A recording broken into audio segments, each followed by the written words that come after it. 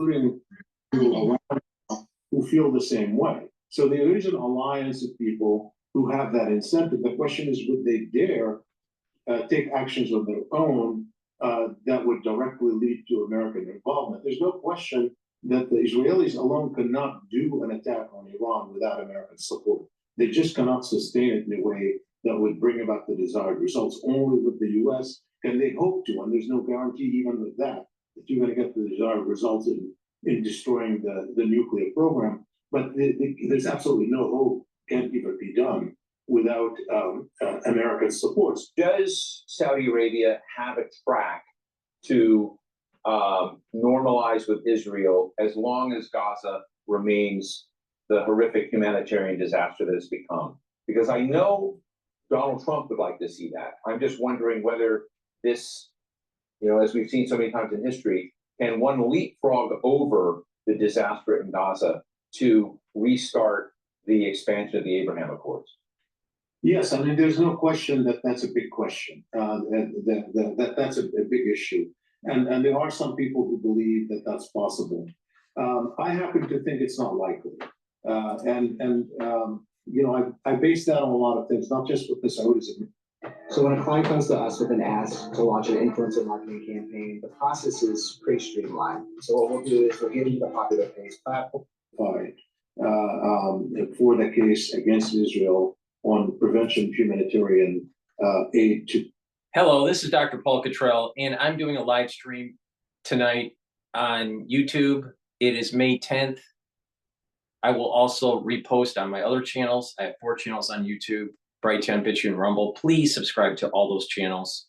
Help support my work by sharing the links, making sure you subscribe, and click the notification bell.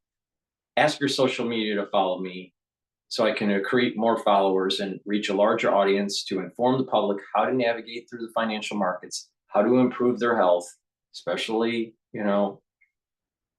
with some of the chronic issues that the United States has in terms of health, and learn about what's going on in the news, domestically and internationally.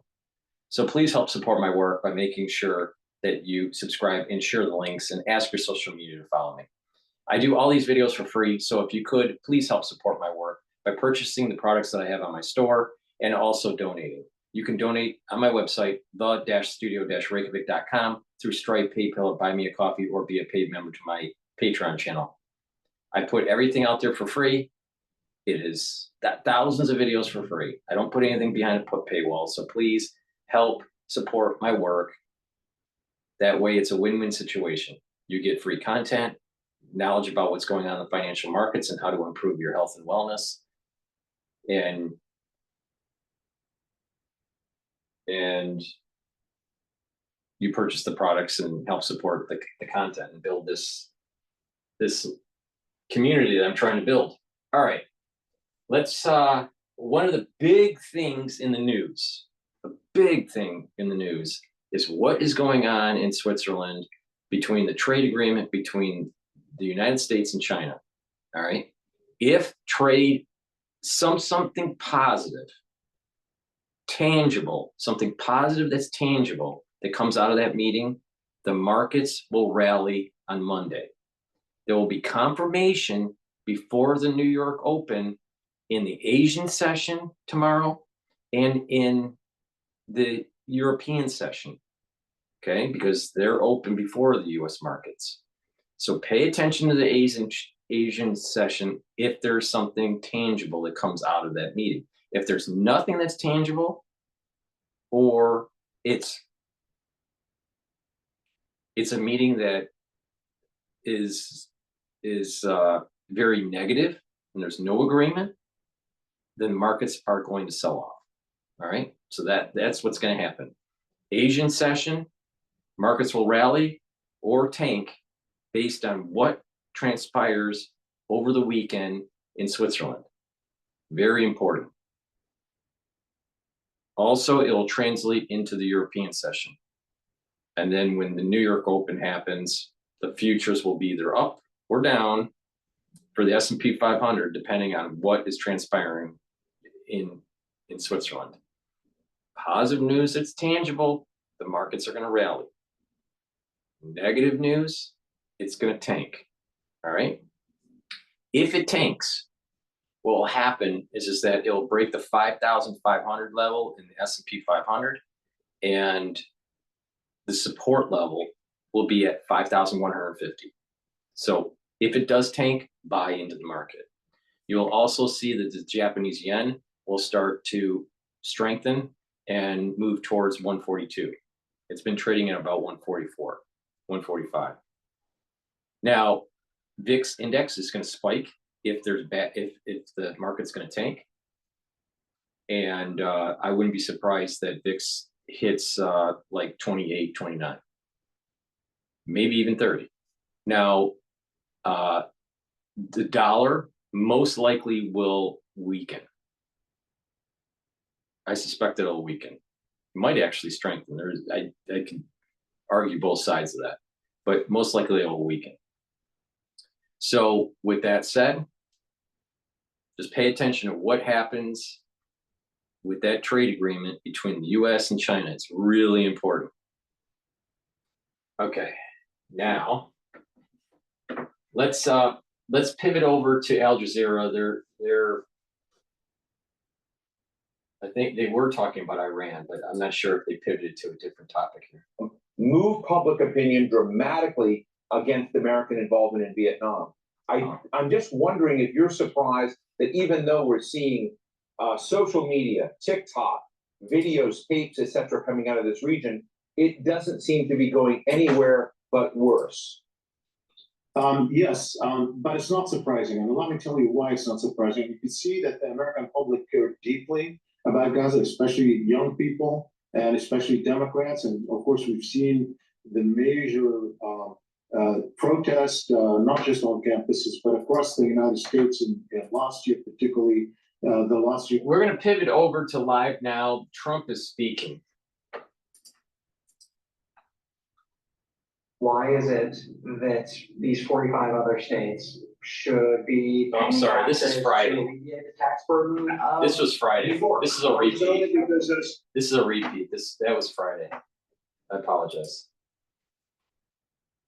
there is so much that is happening with this administration every hour, not just every minute, on things that matter a lot for Americans. The economy, the tariffs, the migrants, the free speech, attacks on universities, assault on law firms, things that matter so much to Americans and are obviously impacting public opinion. That Gaza recedes a bit into the background. It's not that people are not worried or not worried or concerned. In fact, our public opinion show a continued anger in our latest poll on American public opinion, what they see is happening in Gaza. More than 36% of all Americans think what's happening in Gaza is at least major war crimes, and a majority of Democrats think it's at least major war crimes. But what you see also in the polling that we've done is that a good number of Americans are self-censoring. They're self-censoring, particularly on the criticism of Israel. And now more and more people I hear are worried about protesting because they see the assault on the protests and the protesters. And it's having a chilling effect, not just on the public. I know people who normally would go protest who are now fearing that the picture is being taken and they might face some issues.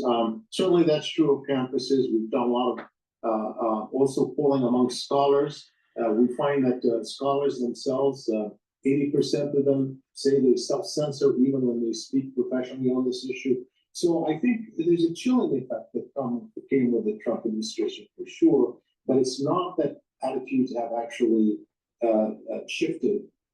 There's still tremendous sympathy with the suffering of the Gazans today. Well, let me go a step further on this very interesting poll that you did, and I should tell everyone online that the poll is available on Brookings' website. It was released on May 1st under Should We Tell Ami, and you wrote a report here on it. And it's very interesting to me that you measured attitudes about Donald Trump's actions against universities and what may be behind them. And if I'm reading this correctly, you find that a majority, 57%, said confronting critics of the Trump administration was the real driver of these actions. 53% confronting critics of Israel was it, but 44% were saying that anti-Semitism, which I would call racism, etc., was it. But what's interesting to me is a few years ago, I think you would not have seen this. The question is whether the accusations of anti-Semitism are being used for other political purposes in American democracy right now. Is the subordination of universities, the subordination of speech, is that a goal that's distinct from concerns about anti-Semitism? Yeah, I mean, first of all, there's real anti-Semitism, and there's certainly rise of anti-Semitic incidents has been documented by organizations like FBI. For example, last year, just measuring anti-Semitic incidents from year to year, the FBI documented over 50% increase, as well as an over 50% increase in Islamophobic incidents in America. So there's a problem that has to be addressed. It's not like a lack of problem. But when you ask people, to put it in some perspective, aside from what you cited now in the universities, where more people think that Trump's actions against university are more motivated by confronting critics of the administration and confronting critics of Israel than it is motivated by anti-Semitism. In the general public, we have done polling about whether they think labeling people anti-Semitic. Okay, we're going to pivot over to Fox News. The Chinese may have violated this deal to hurt Trump, according to Gordon Chang.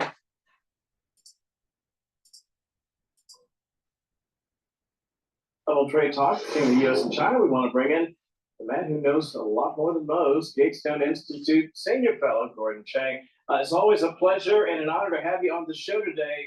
You heard Maddie there. Gordon mentioned the president basically seems to give a little bit of leeway to his team on the ground. But I, for one, having listened to you and others, don't have high expectations that there'll be a lot of movement this weekend. Or is that sort of short-sighted? What do you think? I agree with you. And the reason is, President Trump wants China to open up its economy. And the Treasury Secretary said that last week. But we got to remember that China runs a closed economy because Xi Jinping is preparing to go to war. And in general, he does not believe that China's consumers should have much say in the way the economy goes. He believes in a state-dominated economy, which is based on manufacturing and exports. So, we've talked to China for decades about this. And last year in the Biden administration, the discussions were intensive in Beijing, but we didn't get anywhere. As a matter of fact, consumption, which most economies are based on consumption, consumption in China is actually going down. It is about 38 to 39% of gross domestic product. That is either the lowest or among the lowest in the world, and the situation is getting worse.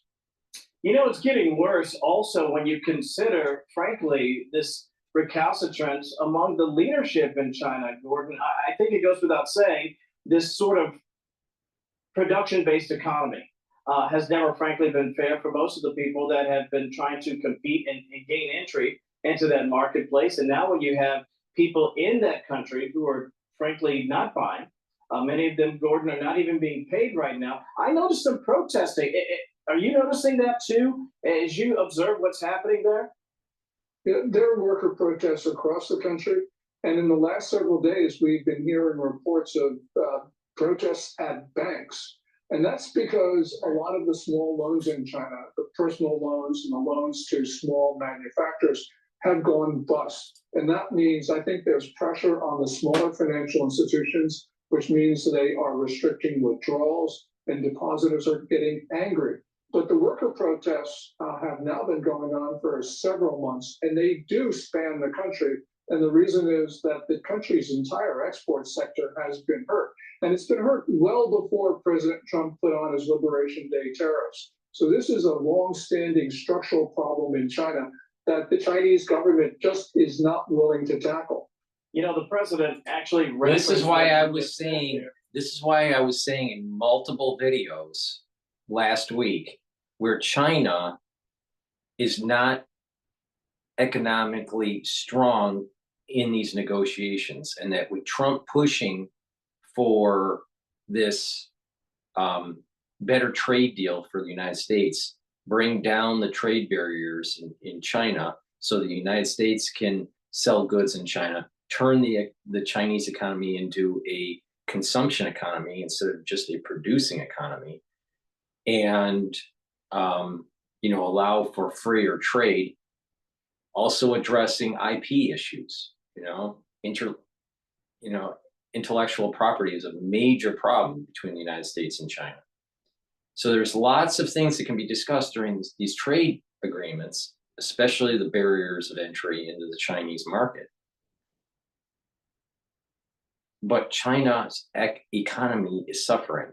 Even before the tariffs, it was faltering, and that their central bank had to intervene, and fiscal policies had to be enacted to drum up domestic spending. But domestic spending isn't happening, so the transmission mechanism from their central bank and their fiscal policy isn't translating into higher GDP, because their whole economy was an export economy, not a consuming economy like ours in the United States. So because of a command and control mechanism of the CCP, the Communist Party is a command and control type government, that they really don't have a free market. They have a quasi-free market. And there's cracks now in the system. Now, on top of it, not only do you have the lack of transmission between the central bank and the actual economy in China, but you also have people being upset about their plight economically, and the CCP, with their command and control of the economy, can't fix it. Because the invisible hand, in a strange way, there's an emergent property that has feedback loops that allows an economy to flourish. The more you intervene, the harder that emergent property to take hold. So in a command and control economy, that emergent property is suppressed. And that's what's happening in China. The people are upset, and so they're being upset with the party, and they're upset with President Xi. On top of that, President Xi is having infighting within the CCP. There are different groups.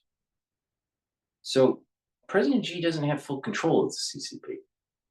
And he's aging, all right? I mean, he still has years left, but he's not as healthy as he once was. And he doesn't have the same control that he has within the party. So you have an economy that's faltering. You have Trump putting on these tariffs that accelerates the faltering. They don't have a transmission mechanism with the central bank and its fiscal policy that's really working very well and translating into domestic spending. And there's the infighting within the CCP. Big problems. Now the question is, will President Xi take the opportunity to try to galvanize the nation and go after Taiwan? Because usually when you go into a war situation, there's the nation galvanizes with the leader, right? They galvanize with the leader. And that may be a way where he shores up support.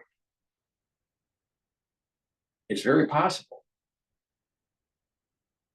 So this is not just a trade war. This is a potential hot war in the Pacific. And I think people really need to really consider this. Now, the PLA, the People's Liberation Army, did a white paper a long time ago. And they stated within 2025 to 2027, they wanted to have full control of Taiwan. Now, the US military at Annapolis, it's the Naval Academy, the naval think tank, all right, they think that it's going to be in 2027, not 2025. So it was extended out 2 years. So we'll see what happens. But President Xi is not in control of the economy like he thought he was. And he's not in control fully with the CCP. There's infighting. On top of this anger that's starting to happen with the population because they're losing their jobs and they're having bank runs. It's a big problem. And what Gordon Chang is talking about here is really important to understand.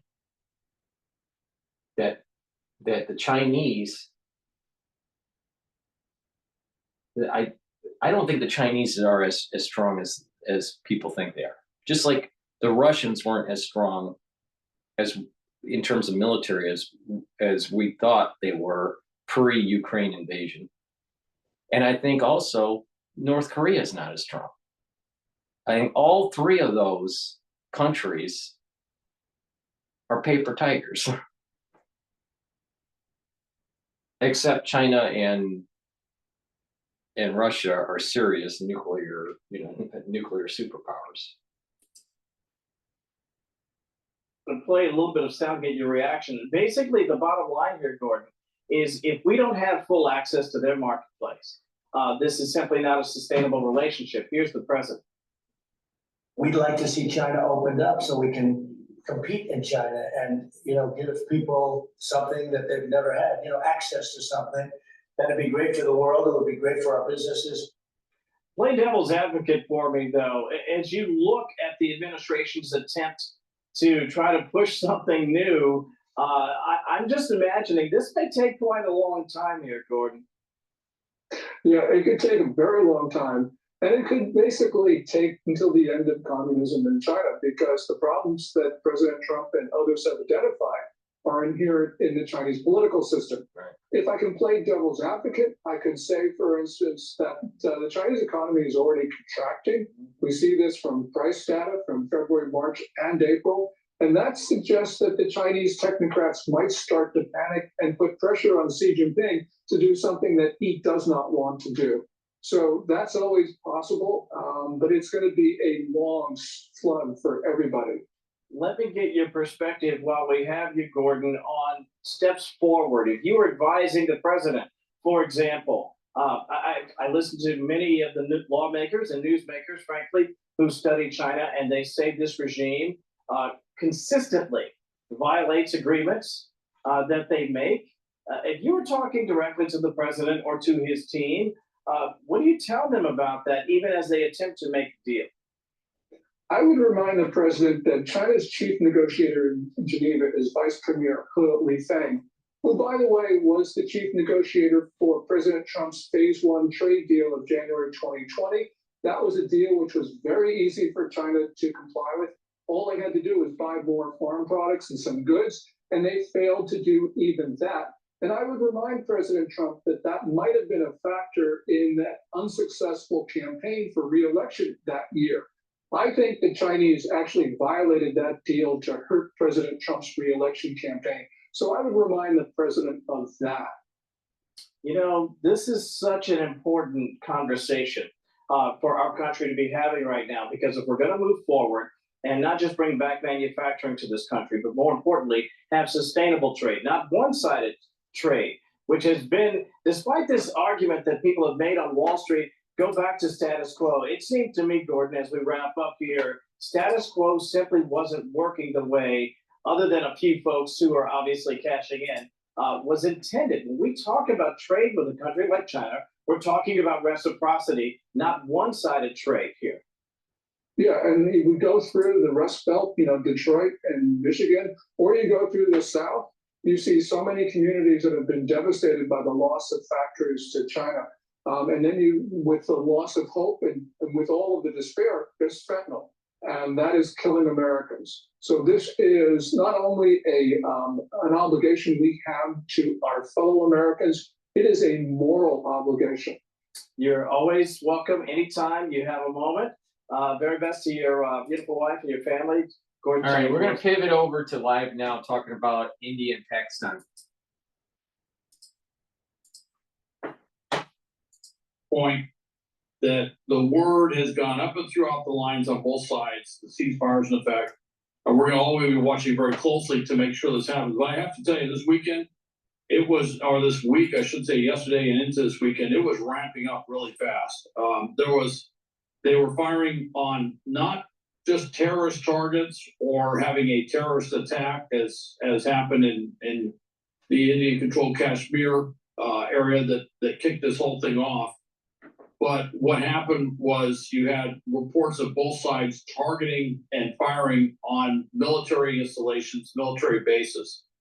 That gets everybody nervous. And then late yesterday, there was reports that at least one, if not both, of the standing committee, the committees that overview what would be called their strategic weapons, their nuclear stockpiles, or nuclear weapons, had been in meetings that were a little vague, but it sounded like they were preparing for maybe possible employment.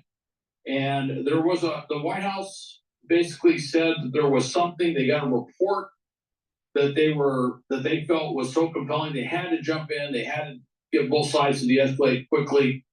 I don't know for sure, but based on everything I'm seeing, the most likely cause of that was that they saw that both sides were doing things to ready their nuclear weapons inventories for possible employment.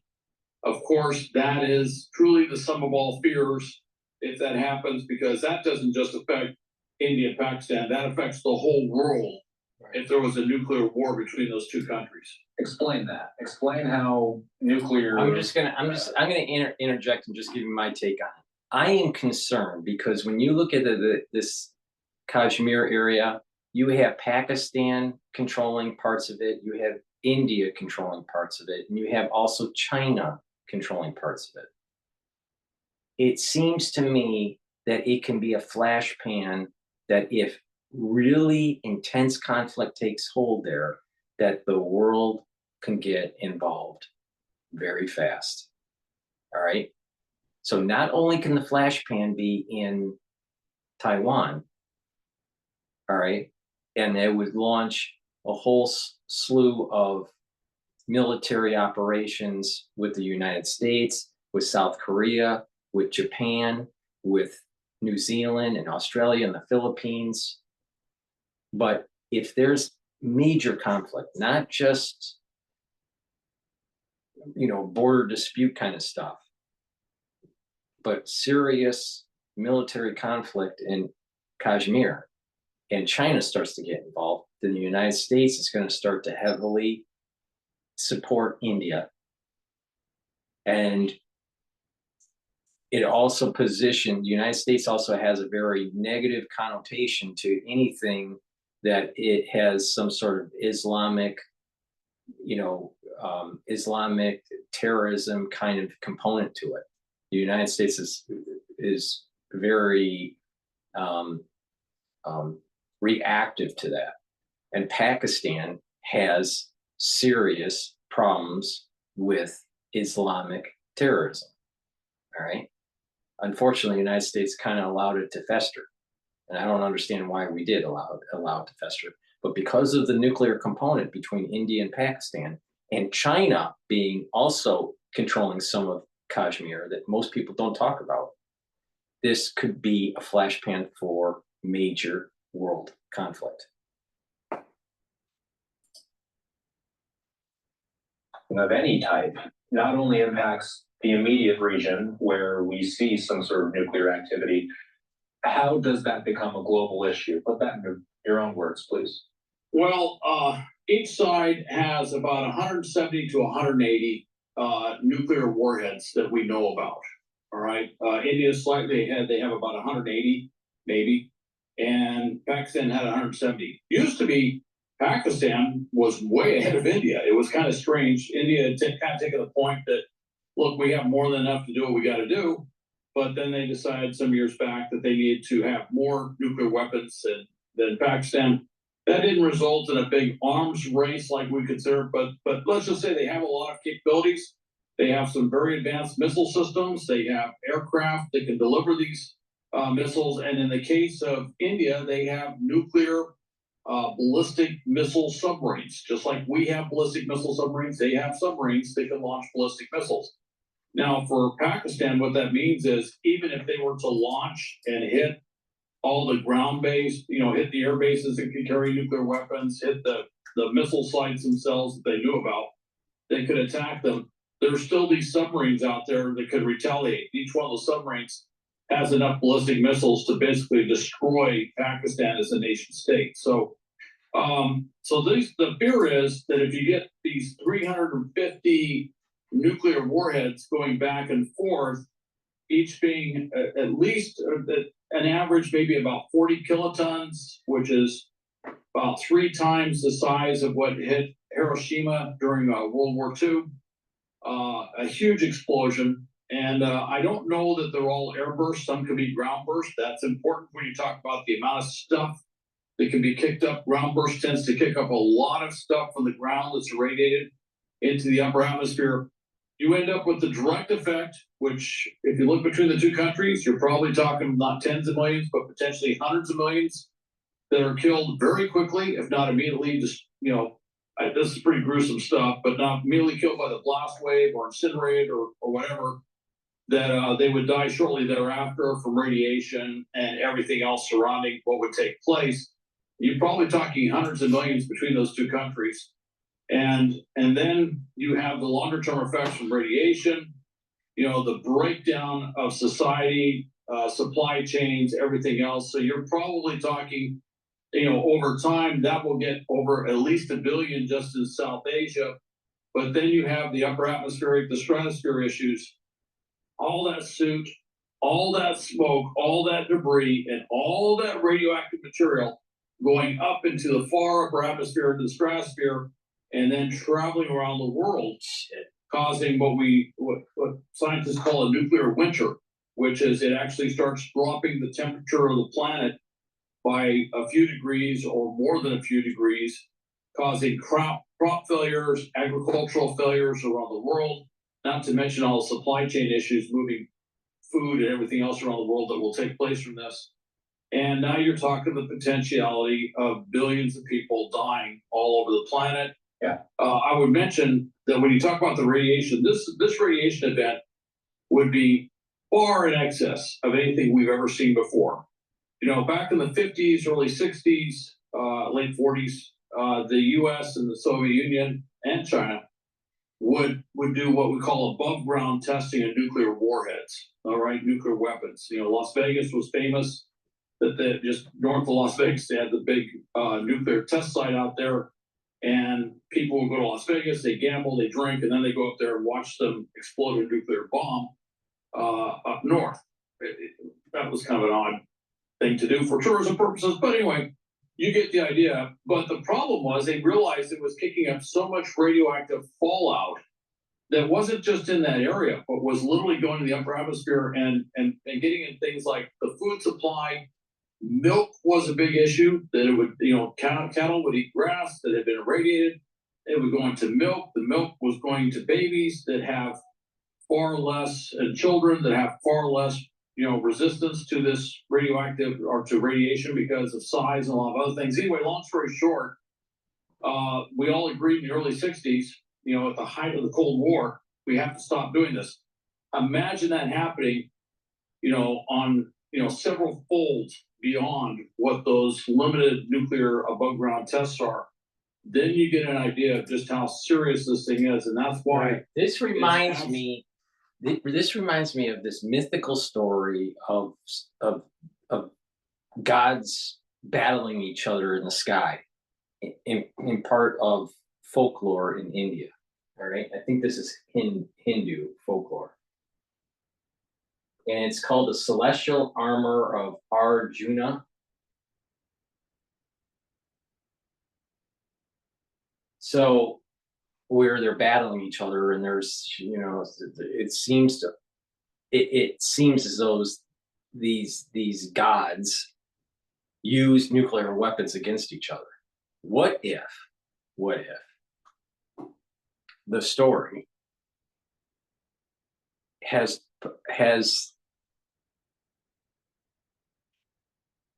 it's not a myth, but it actually happened, or let's say it happened a long, long time ago, you know, like an ancient history. You know, maybe mankind is a lot older than we think. Maybe our history is a lot older. For example, in Egypt, they're starting to discover that the history of Egypt is probably much older than what the scholars are saying it is, or what the particular dogma of the age of Egypt. Maybe it's 3 or 4 times older. What if that story is true? That there was some sort of nuclear, that there were humans that had technology that the average individual may seem as though they're, you know, from a different era would think that they were like godly. You know, if someone that's from a cave looks at how we live today, they would think that we were like gods, right? You know, with our cars and highways and big buildings and stuff, right? So maybe when the story morphed, the folklore morphed into gods battling each other, but maybe it was a real story using real nuclear weapons, all right? Or what it could be is that you have people that can meditate and actually see the future. And when it's passed down, it's not passed down in the sense that it was the past, or that it was it's not passed down as it's the future. It's assumed by the people from one generation to another, passing it down orally, that it was from the past, even though the story that was originally conveyed was of the future. All right. So is it a future event? This mythical story in India? I think it's called the celestial armor of Arjuna. Is that a future event, a past event, or both? It's possible it's both. Maybe we're in a loop. Maybe we're in a historical loop. Who knows? But I got this really weird feeling about this. All right.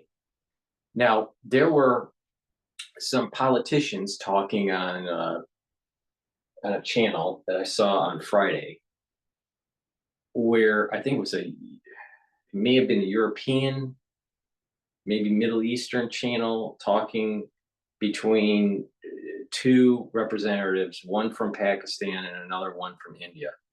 The Indians have the stance, at least on Friday, that they want to root out all terrorism out of Kashmir. That is going to be a Herculean task for India that will lead to further conflict. Now, the question is, will it lead to nuclear conflict? I don't know. But this has the rhyme. This has some sort of thematic rhyme of this, the celestial armor of Arjuna. It's really weird, right? But even if you didn't know the folklore, that area, if it goes nuclear, it's going to cause huge problems in the world.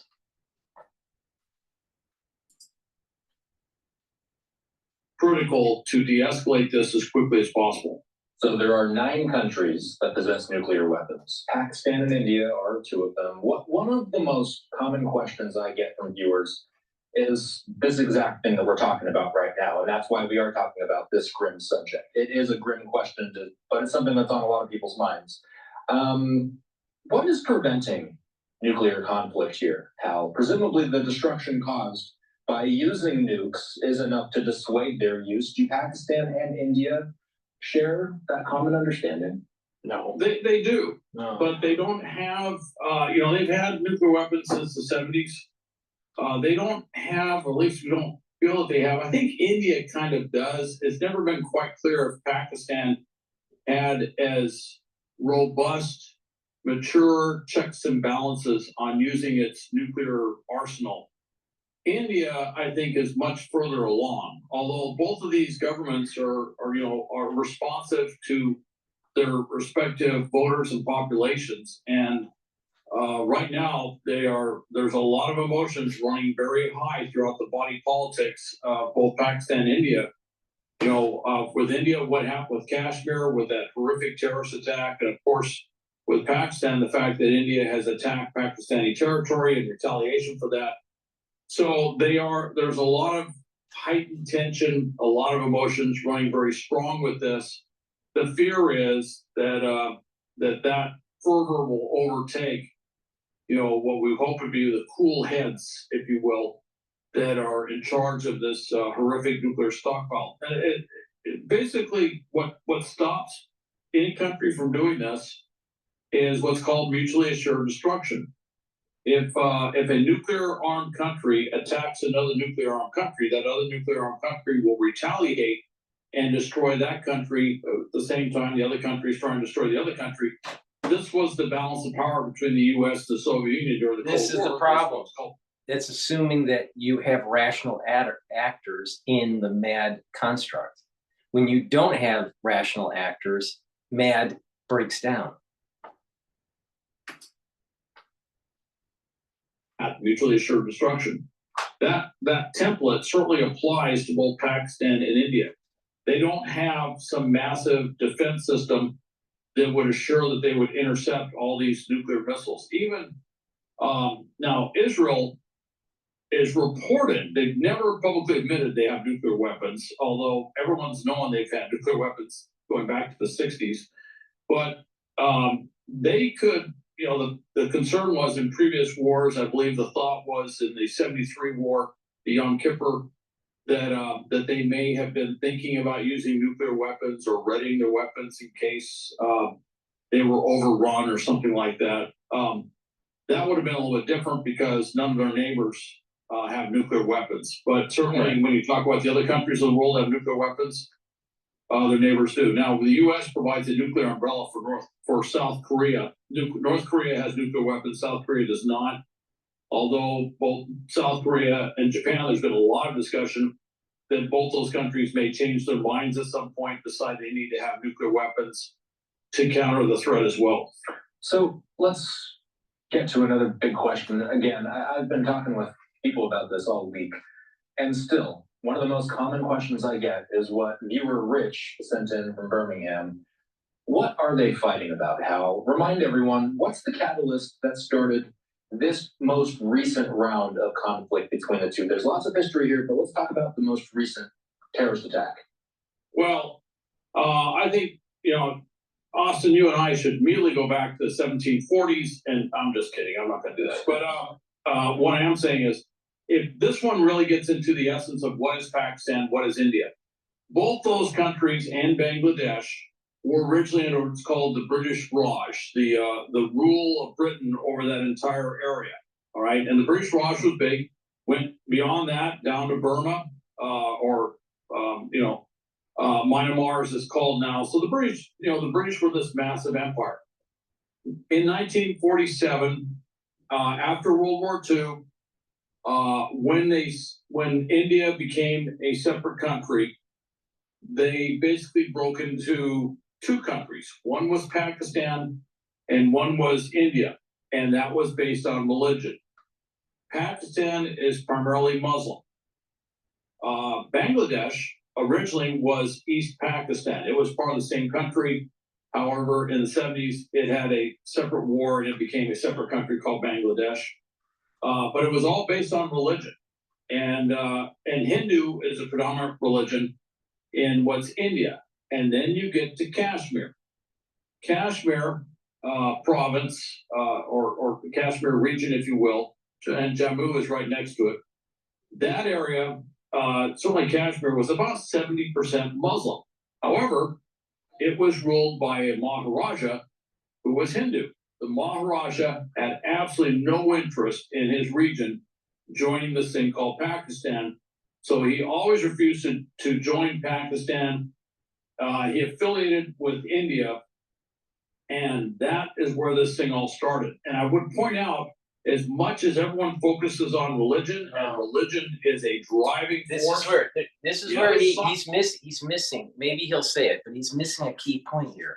He's talking about the British involvement going all the way back to 1947.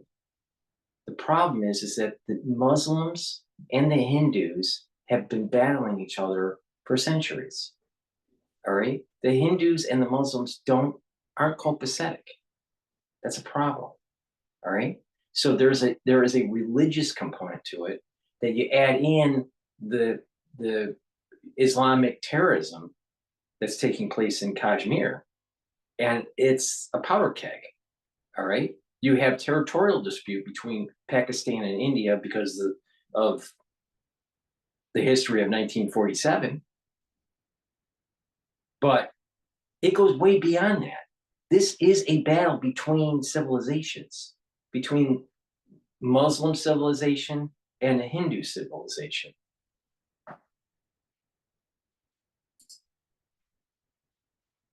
This is that Kashmir, Jammu area, particularly Kashmir, that sits there right on the Himalayas. That is the source of water.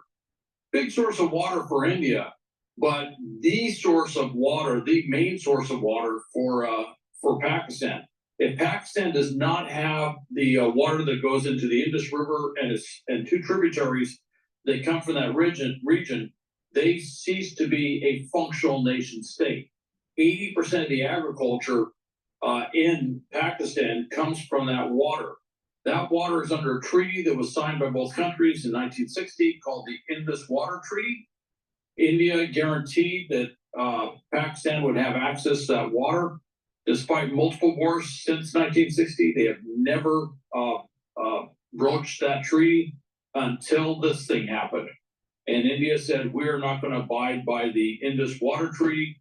All of a sudden, Pakistan is looking at something that would pretty much destroy Pakistan as a functional nation state. So it's not just religion, it's also water. And when India did that, they really ratcheted up the potential stakes in what's going on here. So one more viewer question we're getting in from Lance, stateside here. How will a war affect the United States? That's another big It's gonna be piece of this. radioactive. It's going to be radioactive. I will discuss the U.S. angle of this in a moment. We'll be right back.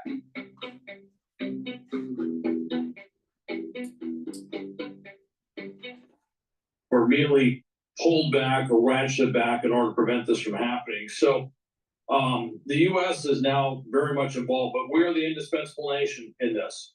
You know, what other country could talk to both parties like the U.S.? There really isn't one. You know, India has a simmering confrontation with the Himalaya border area with China, and a lot of strategic competition with China, so China can't step in. Russia can't do anything. The European countries, maybe Great Britain, possibly, but none of those countries have the gravitas. Certainly, none of those countries have the nuclear inventory, if you will, and the experience with nuclear weapons that the United States has. And they don't have the positioning with both countries in order to play that big intermediary role. So the U.S. is somewhat indispensable in this, and I'm really glad to see that we've stepped up. And hopefully, after the initial confusion as to whether there actually was a ceasefire in effect, hopefully there will be a ceasefire, and this will give both parties a chance to do what they've done in the past, which is they just de-escalate, they ratchet down. And prior to this big terrorist attack in Kashmir, both of these countries had actually made some major steps towards basically having more peaceful relations, more trade relations, everything else, people moving across the border back and forth.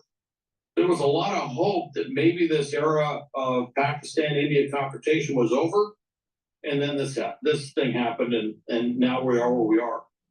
So another question coming in. This is another good one. This is Mary in Oklahoma saying, when there are two UN members in conflict, both with nuclear capabilities, which one does the UN stand with? You know, when I hear this question now, I think of the International Atomic Energy Agency, which is loosely within the United Nations system. do they stand with one side or the other, or is this just they look at this and they just say, you know what, let's de-escalate this? So what's top of mind for the UN and for the International Atomic Energy Agency when they look at the situation unfolding in the region right now? That's a great question, and frankly, the United Nations historically has not stood with one or the other to any great degree. There have, of course, the big one was, which kind of, overlapped a huge chunk of the UN's history to include its formation, was the Cold War, and that was where two nuclear-armed countries, the Soviet Union and the United States, were confronting each other, and the UN headquarters was in New York. But the UN would basically, if you found a consensus there, it would basically be that both sides need to avoid a nuclear war. That would be the UN consensus. But keep in mind, at that point, you also had veto power on the Security Council, with Russia being a member and the US being a member. In this case, you have, I don't know at this particular point in time in the rotation of members, whether India or Pakistan have membership in the Security Council. But I think if you found anything out of the UN, it would be a consensus that both nuclear powers need to de-escalate this thing and to avoid anything that could possibly lead to a potential nuclear confrontation. And so that would be where the UN would stand, generally speaking. And of course, they look at this as the impact it would have not on just those two countries, but all the countries surrounding those countries and the world as a whole in terms of what could potentially happen. So the UN would be potentially stepping in to help with the crisis, although the UN isn't the most directive body, if you will. They're not like a nation state. They're a collection of all these countries. Some have called it the Great Global Debate Society, if you will. So there are limits to what they can do, but the IAEA, as you mentioned, plays a huge role when there is something where they want to monitor the nuclear inventories of one nation or another, that they can step in and do inspections and a lot of other things. And I will say that as far as the Security Council goes, it looks like Pakistan is a member of the Security Council until 2026, so they're in the rotation right now. Although I would mention, they do not have veto authority. They're in there, but there's only 5 countries that have veto authority. Right. So another question coming in, this one from Tim in Seattle. Hi, crew. Do you think we will see a long-term deal after the ceasefire, or will it be more of a North Korea and South Korea situation? Obviously, nobody has a crystal ball here, Hal. But is there any indication that there could be some sort of long-term conflict going on, right? I mean, there already kind of has been, but are there any parallels to draw between what's happening in North and South Korea and what we're seeing in India and Pakistan? Well, 2 things. Number one, neither of these countries are what I would call the hermit kingdom situation you have in North Korea, where they basically have these closed borders. And I don't perceive them trying to build a DMZ style border going all the way down from the Himalayas all the way down to the Indian Ocean, blocking off Pakistan. I see them, they're going to be defending the border. They may make some improvements, but we're not seeing that. I want to go to France now, live. They're talking about India and Pakistan. Someone's speaking, an official. With seriousness and responsibility. Pakistan said it remained committed to the truce. We have acted as a responsible state for the world and regional peace and stability, and for the lives of millions of people in the region who gave a positive response to the ceasefire suggestion. The violations tempered the enthusiasm of those on both sides of the border who earlier had taken to the streets to celebrate the news. In Mumbai, students had even painted artwork of Prime Minister Narendra Modi alongside the US president, after Donald Trump first announced Saturday that a complete and immediate ceasefire would come into effect following a night of US-led negotiations. Congratulations to both countries on using common sense and great intelligence. Pakistan's foreign minister had confirmed the deal, saying 36 countries were involved in the mediations, including Saudi Arabia and Turkey. He celebrated on social media, adding that Pakistan has always strived for peace and security in the region without compromising on its sovereignty and territorial integrity. Minutes later, India confirmed that both militaries had agreed to halt fighting. If sustained, the ceasefire would bring an end to the biggest military conflict between the two nuclear-armed states in decades. Until then, civilians will be waiting with bated breath. France 24's Navadita Kumari is in Jammu in India-administered Kashmir, where residents have been living in fear. She sent us this report. Look at this. This is my shop. It was attacked and is still burning. Our houses and shops have been hit. Look at the situation around here. In the border district of Uri, the village of Langama was hit by artillery shells from across the border in Pakistan, only a few kilometers away. I'm going to go pivot back to live now. Come to some sort of longer truce, and then maybe that will lead to a larger agreement between the two countries. Who knows? You could also see potentially, we've seen this happen before, there could be some element of denuclearization. You know, both the U.S. and the Soviet Union eventually reached a point in the 70s where we started having discussions, you know, the SALT discussions, the START discussions, where we actually started limiting the number of nuclear arms. That's potentially something that could happen in South Asia. The world's militaries, by the way, Hal, they've been learning from these so-called aerial dogfights between the two, correct? Oh, absolutely. One of the things that the Pakistanis have is they have the J-10C Chinese fighters, which is one of the most advanced fighters that China has, and also the PL-15 air-to-air missiles. Both of these appear to have been very successful in the initial fighting. There is a report that I have not heard put aside, it's still out there, that the first night when the actual combat between Pakistan and India kicked off, the retaliation by India for the attack that happened in Kashmir, that there was 125 aircraft in air-to-air combat. We haven't seen anything like that since World War II. It is a phenomenal amount of aircraft. And with that, we're seeing not just the fighters themselves. You know, you had the most advanced French fighters out there. You had some older Soviet fighters that were out there. You know, the MiG-29, India was flying that along with the Su-30. But also they had the Rafale French fighters that were out there. But it sounds like these Chinese aircraft and these Chinese missiles were very effective. And everybody's paying attention to this because China hasn't been at war since really 1979. And so we're getting a chance to see, okay, they've done this huge increase in weapons. They've been improving the technology. How do they actually work under real world combat conditions? And we've got a first chance to see what that's like. And you can bet that's going to be incorporated in the planning, thinking, assessments of militaries around the world, not the least of which is the U.S. military.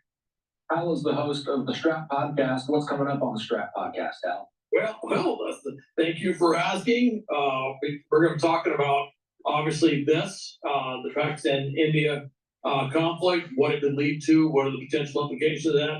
Also going to talk, which I think is kind of a strategic inflection point, just prior to us going on, which is that what's happening in Kyiv. And what's interesting is you saw 4 European countries there, you know, Britain, France, Germany, Poland, all sitting there with President Zelensky, and they all got on the phone and called President Trump in Washington, D.C. before 7 a.m., all right, to say, hey, look, are you with, you know, this is what we've all decided, and the president agreed with them. I find this interesting, a couple things. Number one, it's a real shift in the U.S. position, but also the other thing is, you're seeing almost a passing of the baton. Under the Biden administration, it was the U.S. pulling all these European countries to be more supportive, more assertive, to lean forward in this thing. And with Germany, it was very much getting Germany to basically move in this direction, which took a lot of coaxing. Now, all of a sudden, you see it going the other way. The European countries have almost, one could say, picked up the baton, and they're running with it. And now they're going back and asking the U.S. to maintain support or to join them in things that they're leading on I just find that to be a fascinating shift, and I'm gonna be spending some time talking about that.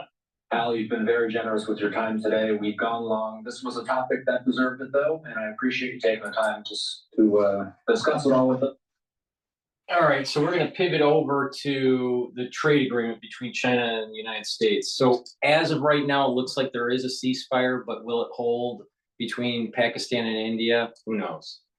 Please go to my store, the-studio-reykjavik.com. Get the structural nanosilver toothpaste. This will whiten your teeth, freshen your breath, help with your gum health, reduce inflammation. It's a very high quality toothpaste made from structural nanosilver gel or structural nanosilver.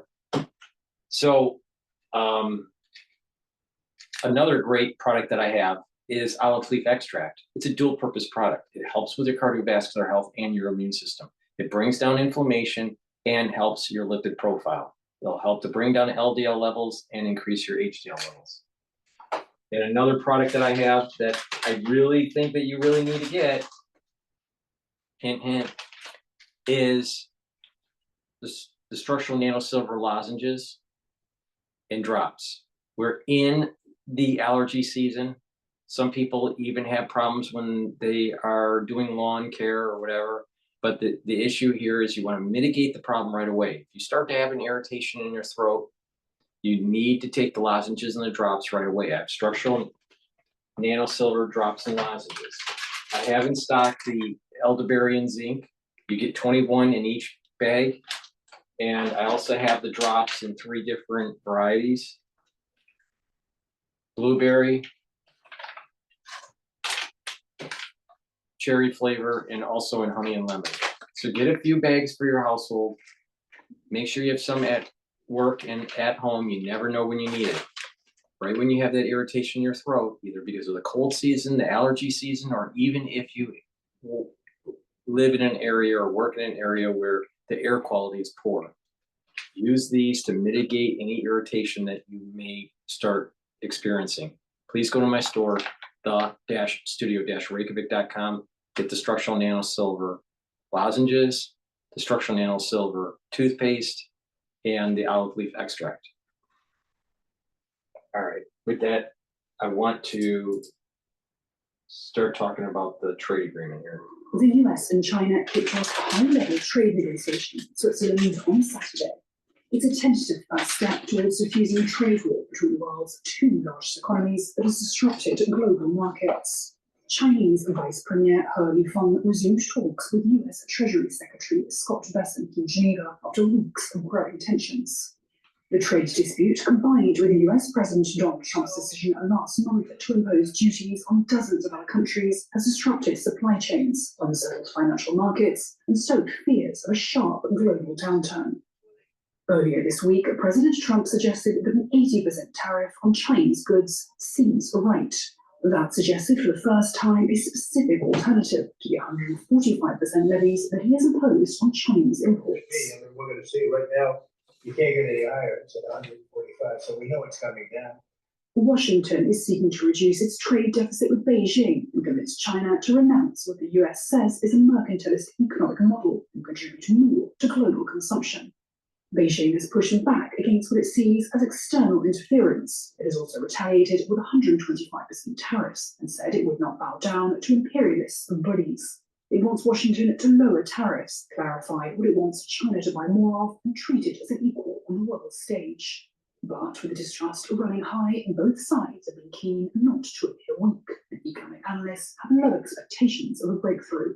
While Trump has suggested the discussions were initiated by China, Beijing said the US requested them, and that China's policy of opposing US tariffs had not changed. China could be looking for the same 90-day waiver on tariffs that Washington has given other countries. Any kind of tariff reduction and follow-up talks would be seen as positive by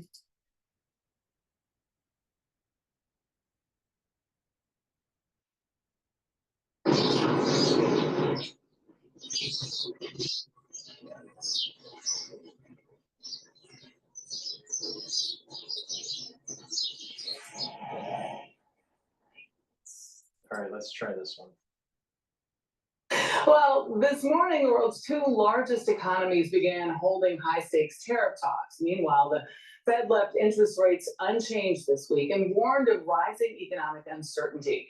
On Thursday, President Trump announced his first trade deal with the UK, but getting China, one of America's top suppliers of goods, to budge, well, that will be a huge undertaking. Willie James Inman is at the White House. Good morning, Willie James. Good morning to you, Michelle. A high-level in-person conversation between the U.S. and China kicks off this weekend in Switzerland as both economic superpowers engage in a trade war.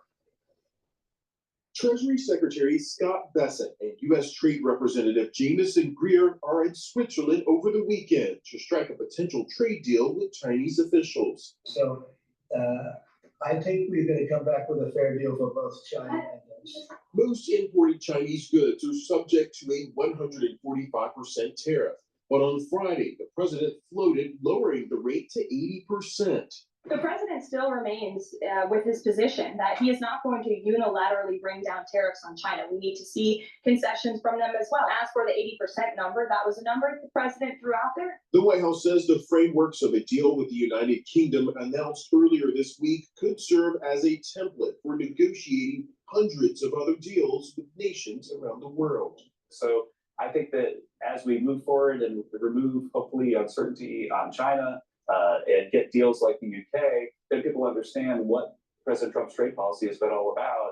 An agreement with China remains a top priority for the Trump administration, amid concerns that a standoff with China will lead to higher costs and a possible economic downturn.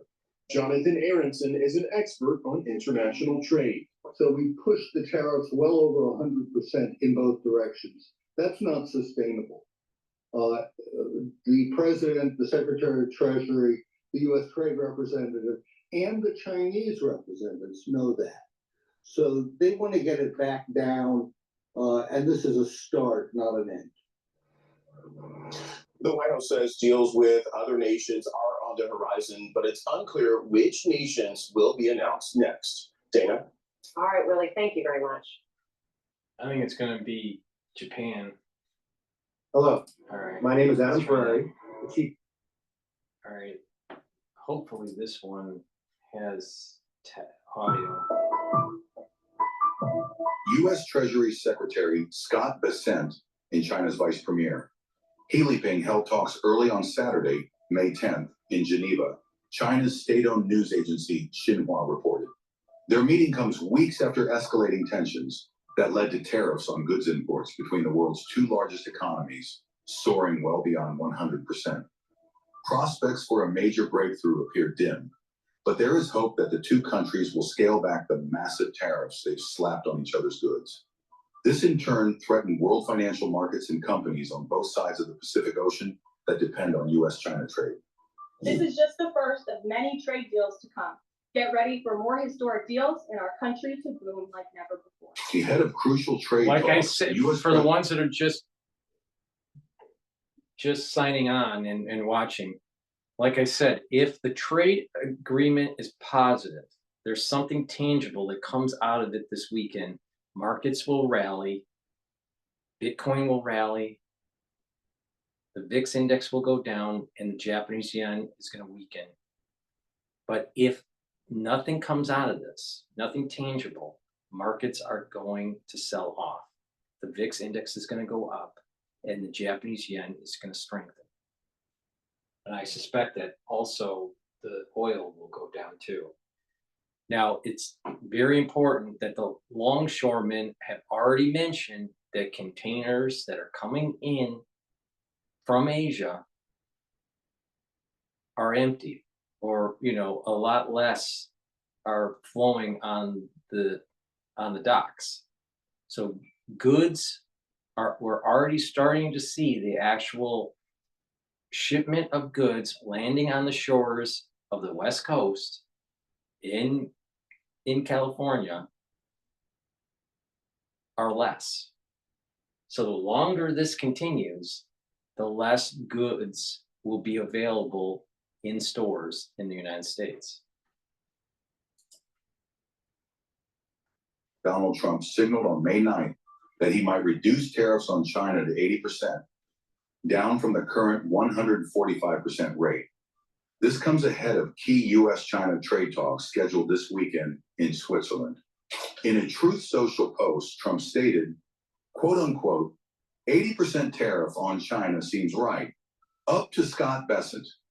He was referring to Treasury Secretary Scott Bessent, who is expected to lead the U.S. representatives in talks with his Chinese counterparts during the Swiss meeting. Trump later posted, many trade deals in the hopper, all good, great ones, signaling wider trade efforts. Notably, an 80% tariff is still steep, but a clear shift from Trump's hardline stance just days ago. It also remains far higher than the 10% base tariff used in the new U.S.-UK trade deal announced on May 8th. However, it's unclear whether Trump sees 80% as a long-term rate or simply a step toward a final agreement.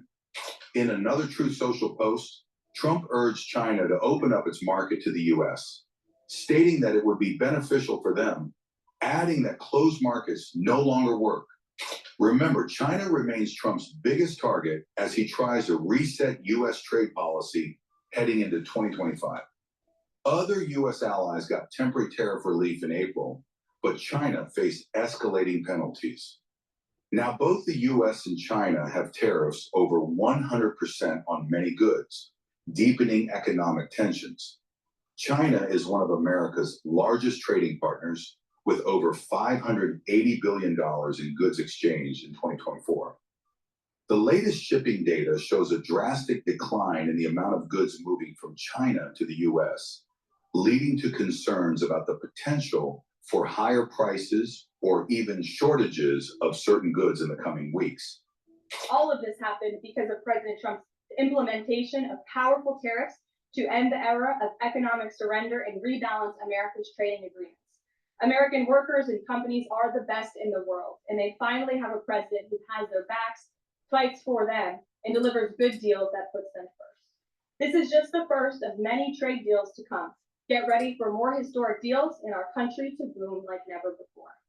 On that note, Treasury Secretary Scott Bessent and Ambassador Jameson Greer will meet with the lead representatives on economic matters from the People's Republic of China over the weekend in Switzerland. As President Trump has said, the United States and China have been talking for some time over the course of the administration, and now teams from both countries will meet in person to continue discussions. You can be certain that President Trump and his trade team will ensure we work to achieve the best deal possible for America. U.S. President Donald Trump last month raised U.S. tariffs on China to a combined 145%, and China retaliated by hitting American imports with a 125% levy. This led to the countries boycotting each other's products, disrupting trade that last year topped $660 billion. During Trump's first term, the U.S. alleged that China uses unfair tactics to give itself an edge in advanced technologies such as quantum computing and driverless cars.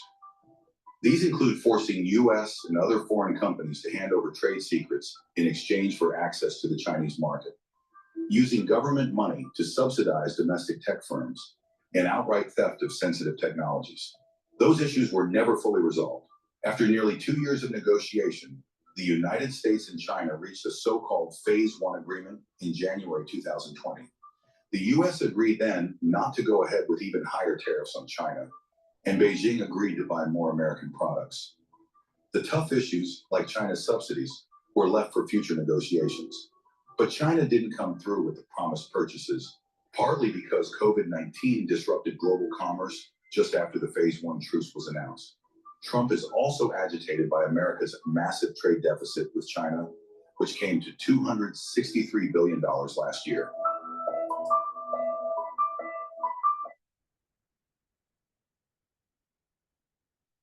All right, let's do it. We're going to take a look at global news here, and then also I want to play the LBC news about this subject matter. Please go to my store, the-studio-reykjavik.com. Get the turmeric. This will soak up free radicals because it's an antioxidant. It's also going to bring down inflammation. By bringing down inflammation, you're helping your cardiovascular health and your immune system. Ashwagandha root helps to control cortisol levels and your blood glucose levels. That's very important for your cardiovascular health and bringing down inflammation. By bringing down inflammation, you're helping with your immune system. A lot of people don't realize that if you have chronic elevated cortisol levels, that's immunosuppressive. So if you bring those down, your immune system will start to boost. So please go to my store, get the ashwagandha root, stack it with the turmeric. It works really well for cardiovascular health and for your immune system. All right, let's do global news first. They laughed at me when I used the pink salt trick, but after I dropped 6 pant sizes using just that, they went silent. American and Chinese officials are meeting in Switzerland today to de-escalate the ongoing trade war between the two countries. U.S. Treasury Secretary Scott Bessent and Trade Representative Jamieson Greer are holding talks with the Chinese delegation. Prospects for a breakthrough appear dim, but there is hope that the two countries will scale back massive tariffs they've slapped on each other's goods.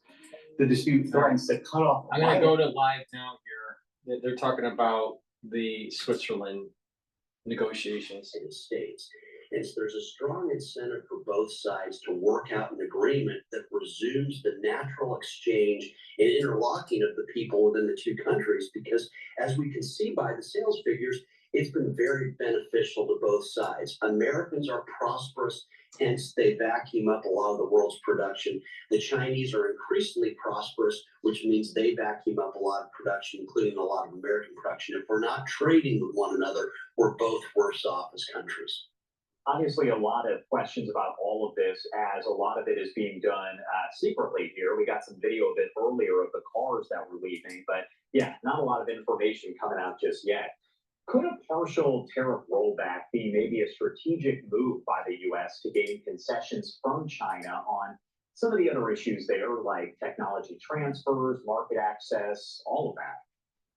Oh, absolutely. I hope the goal is, let's never forget that Scott Bessent has a history as an economics historian in addition to an investor. And so I think he recognizes the old saying that when goods don't cross borders, armies do. The beauty of trade is that it gives countries a rooting interest in the health of one another, mainly because you don't want to shoot at your best customers. And so I think the goal here is that, but there's also a recognition that unless they come to a concrete agreement, that unless they can report good progress, that's going to reflect in cascading stock markets going downwards on Monday, which is something Americans don't want, that the Chinese don't want. Let's never forget that most Americans have a stake in equities, and because they do, they have a stake in open trade between the U.S. and China. One thing we're talking about are two world powers there. We're talking about the U.S. and China. So how does all of this kind of impact the global supply chain, the global supply market as a whole? It's profound. Let's never forget the old saying about a pencil. A pencil is an effect of intense and wildly sophisticated global cooperation. Extrapolate that to a typical Boeing airplane. That is an effect of 6-7 million different parts produced around the world. So if the Chinese and the Americans aren't cooperating in the production of all sorts of finished goods, the impact is felt globally. In fact, it's a global earthquake, because so much of what the Chinese and Americans produce is a function of production that takes place all over the world. We see the iPhone. What we don't see is that the iPhone is a collection of work and product and inputs from all over the world, roughly 6 different continents. What about the fact that this is all taking place in Switzerland? What kind of role is Switzerland playing as it does kind of bring this dialogue, bring those U.S. and Chinese officials together? And why is it kind of acting, I guess, as maybe the mediator? Well, it's a really interesting question, and my speculation is that precisely because Switzerland has historically been seen as the neutral party in global disagreements, that this is a way of saying we're not going to have a home team or an away team. These are two prominent countries. These two countries are economically the future of the world. No one's doubting that. And so let's have these important discussions at a place where no one's a winner or a loser, where basically we can recognize that trade involves winners precisely because it's the mutual enhancing of both sides. We exchange with others because it makes us better. Let's make sure that we're having these discussions on neutral territory. And taking a live look over the White House, when you talk about the U.S. and China, what sectors in both countries here tend to gain, lose the most from the potential outcomes of whatever happens here during these negotiations? Well, it's pretty broad because let's never forget, again, maybe to visit China is to see that McDonald's are everywhere. It's to see GM cars. But it's also to see high-end products like Apple. It's to see Nike stores everywhere. And so it's very broad precisely because the Chinese, never forget, were desperately poor for the longest time. They want everything that we have. Americans also are enormously productive. They want the world's produce. And so there's not one thing, it's many things. And what's important is that them working together means that there's a lot more production of all sorts of the things that people want. And crucially, it's production that occurs at lower and lower prices. When you think of something like an iPhone, if they had tried to make the ones that we have today 20 years ago, they would cost millions and millions of dollars. Why can we buy them for $700? We can because they are an effect of global cooperation of producers around the world. And so it's very necessary to make sure that we're working together, because if we're not, most of what's produced in the world we couldn't get, and we certainly couldn't get affordably. John, thank you so much for taking the time to join us and break it all down for folks watching, myself included here. Anything else you want to add before I let you go? What I'd like to add is once again that there are winners and the only losers in it when we put up barriers to each other are everyone. Think about if you tried to cut your own hair, if you had to make your own clothing, if you had to build the house you live in. I know in my case, I would die a very quick death, born of no shelter, of no food, and really awful clothing. People working together is the path to plenty. And recognize that an economy is about individuals. And if we're working together, we individuals get a lot more, all the while getting to do the work. Well, in a perfect environment, a perfect world, that would make sense. But we don't live in a perfect world. What happens when your economic clustering is shipped overseas and the people that are coming out of college or high school can't find the entry-level jobs to be able to grow their career and create families? And so they're burdened with debt from their education, and they cannot climb the ladder and build the skill sets they need throughout their adulthood life. That's a big problem. What happens when you outsource your economic clustering and you no longer can build the war machines, such as naval vessels, to be able to project power in the Pacific? We have that problem right now. So he's wrong, absolutely wrong. This is the problem with these economists and the globalists. They're viewing things in a perfect setting where, there'll be some sort of Nash equilibrium. But because we're dealing with human beings, it doesn't work. You got to protect some industries. So while they're on break, please go to my store, the-studio-reykjavik.com. Please get the magnesium and zinc. This will boost up your immune system. And magnesium is very important for your brain health. You should be taking magnesium every day. And magnesium also increases the efficacy of vitamin D3. So take magnesium and zinc, boost up your immune system and your brain health. Vitamin C and magnesium boost up your immune system and your brain health, but it also helps with your skin. So please go to my store, get the vitamin C and magnesium. You can take them separately, or you can take them together, stack them together, drink it with filtered water. Really important to take every day. Get the vitamin C and magnesium, or the magnesium and zinc. So, the problem with these economists or even politicians, they're pushing globalization. They never really do the deep dive in what's the empirical evidence of what is happening when you outsource your economic cluster, especially when you look at it over a multiple decade situation. All right? You outsource, you're bringing in goods. Yes, foreign foreign companies and foreign nations are buying the debt that we issue in the bond market. So we have a capital account surplus, but a trade deficit. But is the society really better off? And when you do the deep dive, the answer is no. All right. Now they're talking about the. All right. I want to go to LBC here.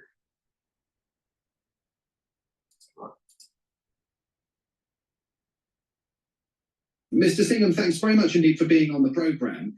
Can I ask you whether you think the UK government should trust in the Americans to uphold this economic prosperity deal? I was looking at the text of it. It seems that either side can walk away from it at any point without giving the other side any notice.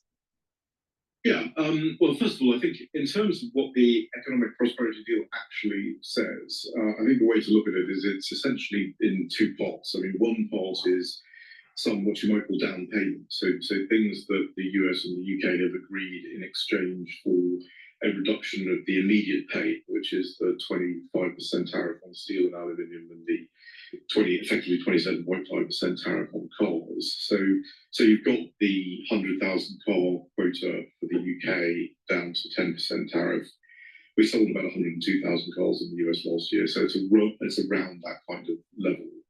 And a commitment also to steel and aluminium tariffs going down to zero, provided that the production of those steel and aluminium, that steel and aluminium does not have China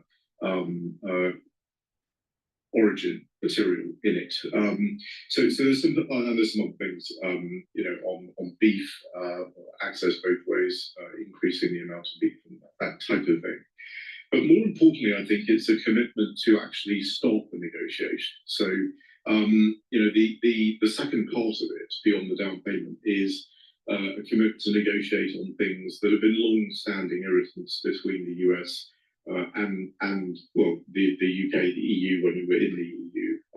And those are things related to regulations, technical barriers to trade, standard setting and that type of thing. So I don't think you can really judge this until the rest of that negotiation has actually happened. My view of this is it's a good start. It certainly solves the immediate pain that the UK economy was under as a result of this. But you'll have to wait until the rest of the negotiation unfolds in order to sort of judge it, properly on what it's able to achieve. But Shankar, given that there is so much still to be negotiated, why the headlong rush to unveil this agreement last week?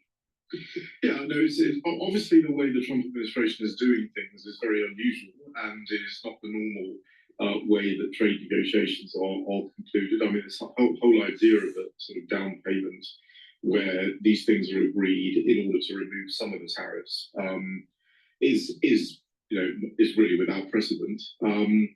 But I think from a UK perspective, the most immediate thing was to stop the bleeding. And the bleeding was being caused by the high tariff on cars and steel and aluminium. And I think they've achieved that, at least. But, we still have a 10% tariff on other products. And that is a big hit to the UK economy. And I think the president has said that he's willing to negotiate even that 10%. But I think it will have to be a very good deal in order to make progress on that element. But actually, the White House yesterday insisted there would be no negotiation on that 10% tariff. It is there to stay, according to the White House press secretary, who said she had just checked that out with the president personally. Yeah, the president has said that he's willing to negotiate on the 10%. I think it's going to be very difficult to get that 10% moved, but I think with the right kind of deal, it is possible. Now, obviously, if the US comes to the UK and says there's a 10% tariff, we want all these things from you, and we're not prepared to give you any break at all on the 10% tariff, that's not very much of an incentive to negotiate much of anything. So I suspect that won't hold. But I also fully suspect that it would have to be a very, very big deal, very, very good deal for that 10% to go down. But I think it probably will. Can I ask you also about the talks that are taking place this weekend between the Americans and Chinese officials over the whopping tariffs and the back and forth tit-for-tat trade war that exists between those two countries? Donald Trump, I think overnight, was musing that maybe 80% tariffs would be apposite for China. I mean, do you see any solution in sight? Anything coming out of this weekend's talks that tangibly is going to begin the process of resolving that standoff? I don't expect there will be much out of this weekend, but I equally I think it's quite important that they are at least talking and that there at least is a channel that is open. I think from a US perspective, what they'll want to do is, now they've started the process of these economic prosperity deals, and a core part of these economic prosperity deals is what is your partner's approach to China's distortions. I mean, the administration is very, very focused on removing market distortions that damage competition, and China is obviously a big proponent of that. So what they'll want to do is they'll want to lock in a few other countries. So I think Japan, Korea, India, possibly Vietnam, Australia. These are the kinds of countries they'll want to advance significantly with, and then you have some allies in order to sort of confront China distortions. I think the Chinese already are experiencing, I think even before this happened, the Chinese were already starting to perhaps question their economic model, because the Chinese economy was not doing especially well. And obviously with this tariff, the overproduction in China caused by the distortions is having to be absorbed by domestic consumption, and you're seeing quite a lot of deflationary pressure in China now. So there's some pain there. And they have to be careful about trying to ship that excess consumption or excess production to other countries, because there could be a safeguarding duty, for example, in the European Union or the UK or other countries, if there's a flood of cheap China products into those countries. So I think what you'll probably see is a fairly long process led by these other group of like-minded countries to try to then bring China more into the realm of reducing its distortions and reducing the effects of overproduction in a number of different sectors. But that lengthy process, of course, certainly means the possibility of a supply chain crisis in America. Yeah, no, I mean, there is no doubt a big effect of all of these. Any massive dislocation, massive realignment like this is obviously going to cause significant supply chain disruptions, supply chain problems, and that is, but you know, I think that is inevitable. I think the administration's view, if you talk to Jameson Greer, for example, the US trade rep, I mean, their view would be, look, we've spent 30 years trying to reduce these distortions. Look at the book the president waved around, the National Trade Estimate. You've had no progress on any of these issues. We can continue doing what we've been doing and nothing will change. We can have this major realignment, but clearly it will come with a cost. And the question for the administration is, how long can they survive, on this kind of policy approach, with major disruption going on in the world, with the effect this will have on markets, and that will be the thing that may weaken the president's negotiating hand. Absolutely, could be a lean Christmas. Shankar Singham, thank you very much indeed.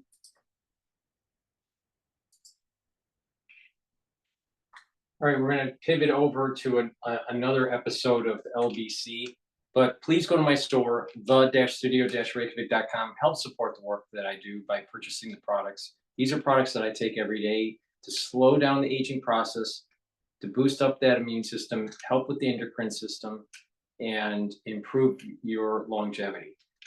Good Night Formula is a supplement that you should be taking every night. They'll help you to sleep. You need 3 cycles of REM sleep and deep sleep to be able to detoxify your central nervous system, to be well rested in the morning, and to consolidate memory. If you are sleep deprived chronically, you have a higher chance of getting early onset of dementia, and your memory will start to fade. Your consolidation of memory starts to fade.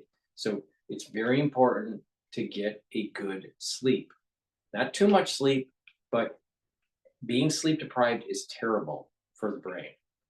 and you will age faster. Cortisols, your cortisol levels will be elevated throughout the day. And with elevated cortisol levels versus someone that gets enough sleep, you're actually, if you have high cortisol levels chronically, that's immunosuppressive. So that means your immune system is down. So you need a good sleep. So make sure you go to my store, get the Good Night formula. It has tryptophan, melatonin, GABA, and passion flower. Now, when you get older, once you turn about age 40, you need to start taking care of your pancreas. I don't care how healthy you are, everyone's pancreas starts to decline when you get older. So taking digestive enzyme complex will help you to break up carbohydrates, proteins, and lipids so that you'll be able to digest your food, to be able to absorb those nutrients easier, and put less stress on your pancreas. Very important. If you work out, if you're an athlete, either younger or older, taking digestive enzyme complex is going to help you break up your pre or your post fueling after your workout. So please go to my store, the-studio-reykjavik.com. Take the digestive enzyme complex, really important. And a great stack would be help with your detoxifying of your brain, consolidation of memory, getting good rest by taking the Good Night formula, and then stack it with the digestive enzyme complex, and you're dealing with your pancreatic health and helping with your digestion. It's a great stack. So please go to my store, the-studio-reykjavik.com. Use discount 5 and you get $5 off any order.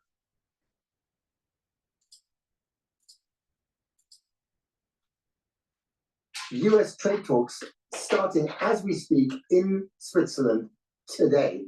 Is this a sign that Trump is thawing on his China trade war?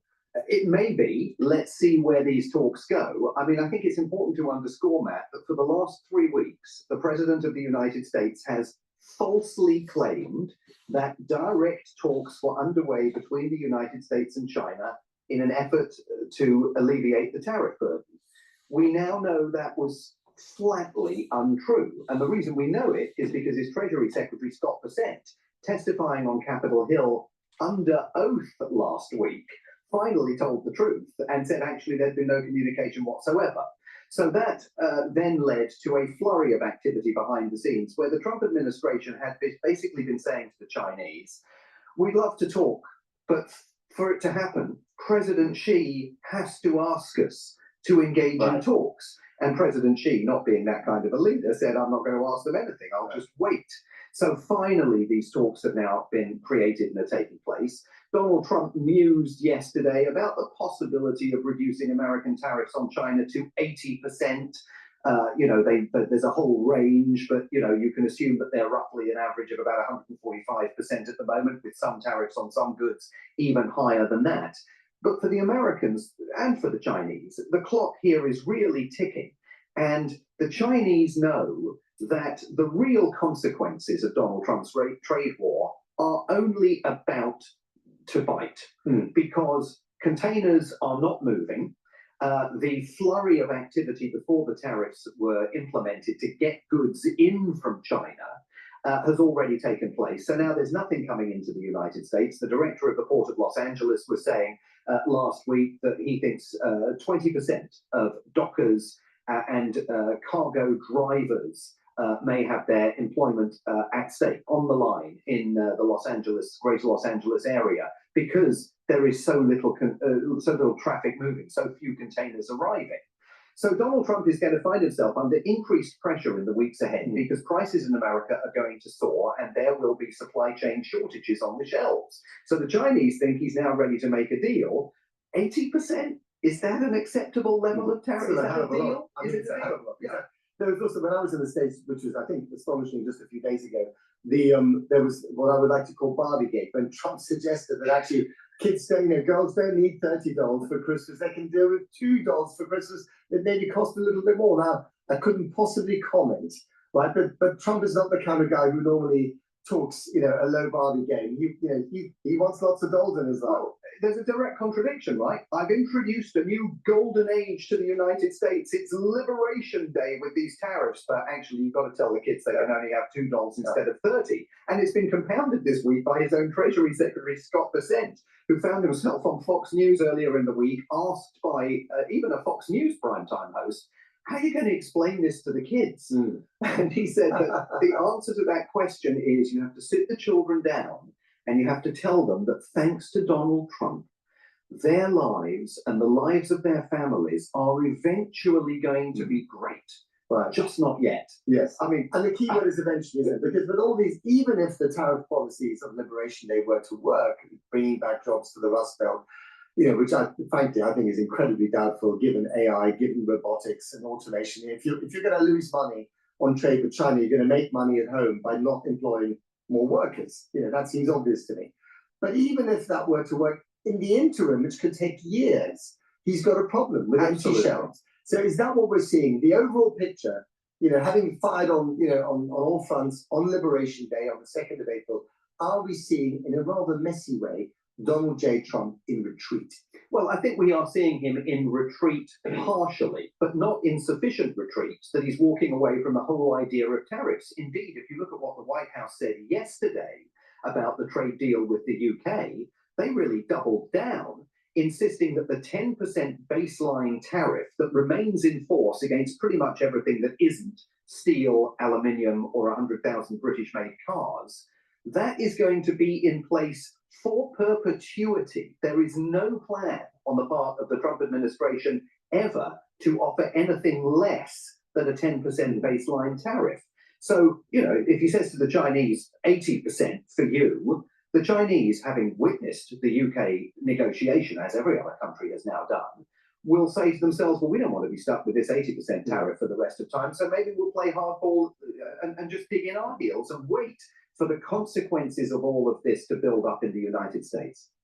On India-Pakistan, Trump said just a few days ago he wants to see a ceasefire.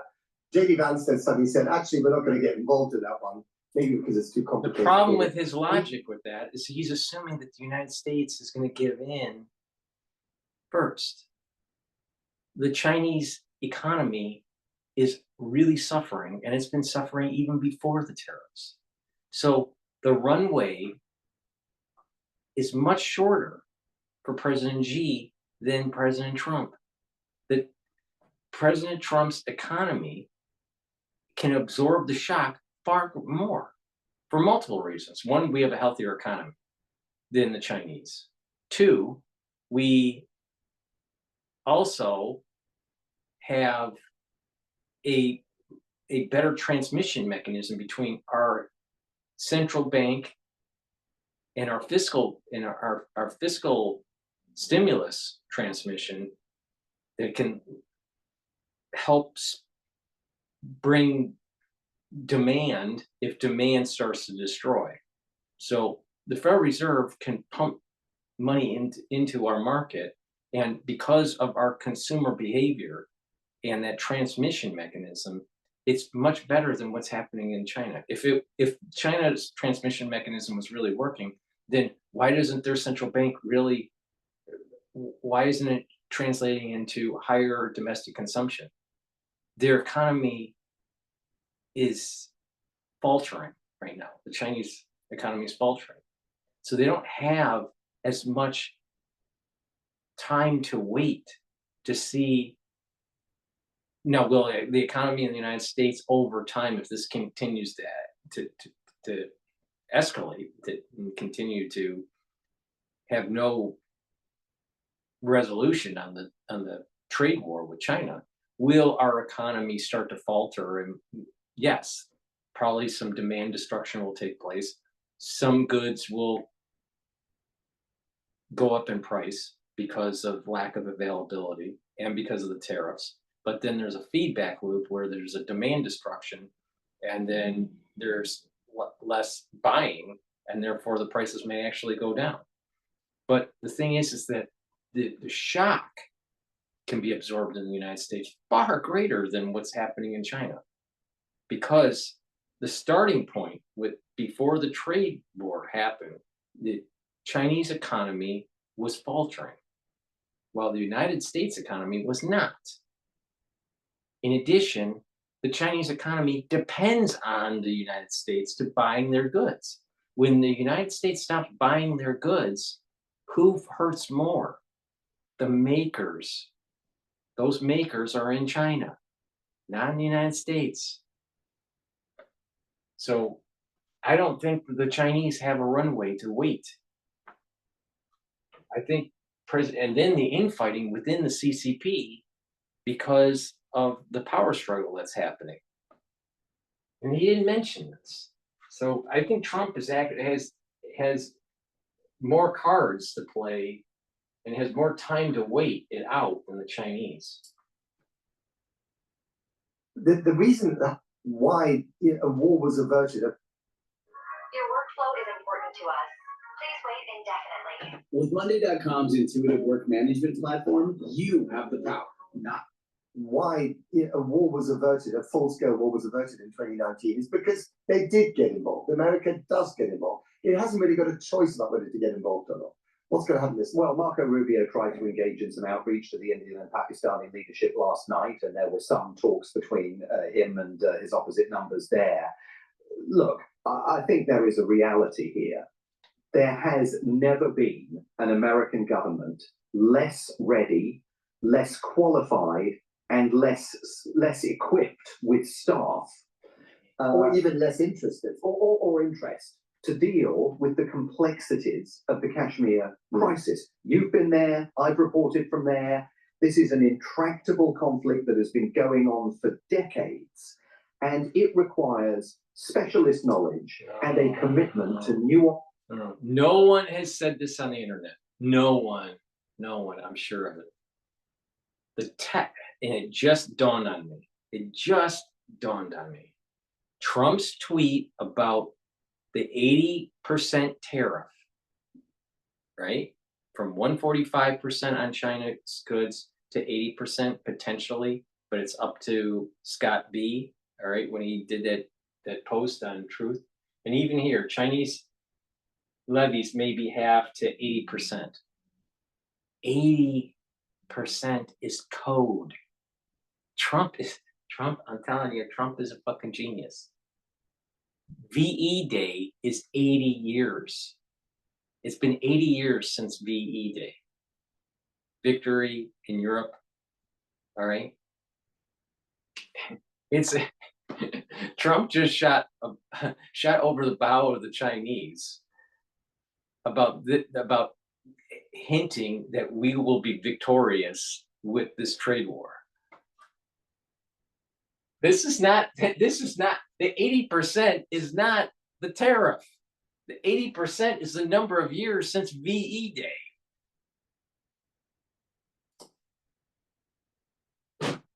Diplomacy and statecraft, even if you're simply going to talk these two countries down from the ledge. And this Trump administration has absolutely no one in place capable of doing that. Not a single person. Even though President Trump says that he gets on famously with Narendra Modi, his most glorious foreign visit when he was president the first time was the one to India, where he went to the Modi Stadium outside Delhi, I think it was the biggest stadium in India, and he got this incredible rapturous welcome. I mean, the two guys see eye to eye, lots of issues. Right. Does anybody honestly think Donald Trump could find Kashmir on a map? This is a president of the United States who can't pick up the phone and call the American ambassador to India for advice because there isn't one. He can't pick up the phone and call the American ambassador to Pakistan for advice because there isn't one. So, I mean, and look at the State Department, the National Security Council hollowed out, Marco Rubio now running both of them, Secretary of State and his National Security Advisor in his spare time. They haven't got the bandwidth and they haven't got the expertise and the capacity to take this on. And that should worry all of us because traditionally, as you say, the Americans would be the natural power to go in there and try and talk both of them off the ledge. I wonder if Steve Woodcock has been given a call to say, by the way, forget about forget about Ukraine, forget about Iran. Maybe you should do a bit of a dogleg to Delhi or to Islamabad. Finally, domestically, the war between the Trump administration and the judiciary has been up to notch. Yeah, absolutely. Massive story this yesterday. Stephen Miller, the White House Deputy Chief of Staff, said that President Trump is looking at the possibility of suspending habeas corpus, which is the writ that lies at the heart of every democracy's judicial system. It's the bit that says lawyers can go into court and say, you've detained someone illegally, you need to release them to us. Why are they saying that? And they're saying it because they argue that judges are preventing Donald Trump from engaging in mass deportations, although to be fair, Donald Trump has engaged in mass deportations in flagrant violation of court orders.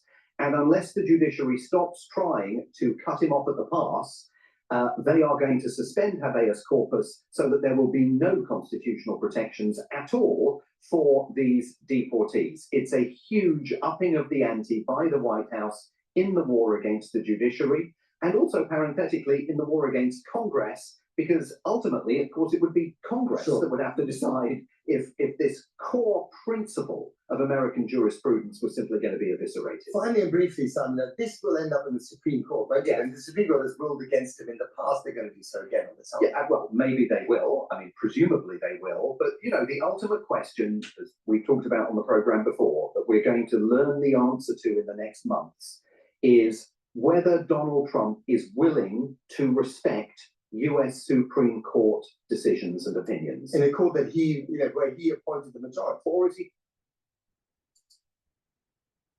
It's amazing listening to Brits telling everyone in America how to think. Please go to my store, the-studio-reykjavik.com, and get the Clarity Factor. Clarity Factor will remove brain fog. It will help to consolidate memory. It supports memory. It also allows for your neurons to be firing, so you're improving that neuroplasticity and that those dendritic connections, very important. That will help you to speed your thinking. That will allow you to have better memory and allow you to concentrate at work, in school, or even if you're retired on the tasks at hand. Really important to take Clarity Factor every day, no matter what age you are.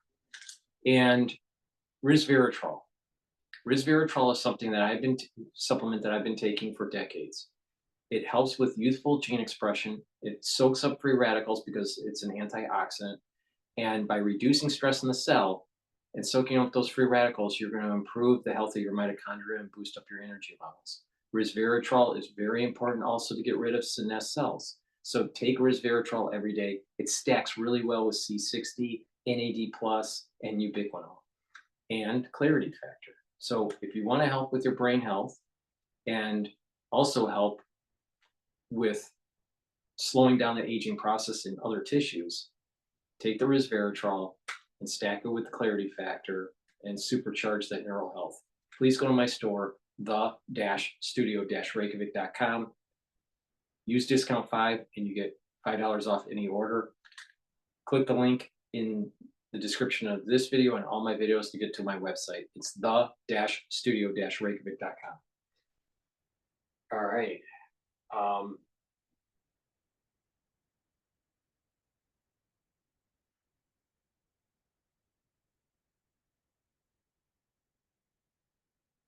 I want to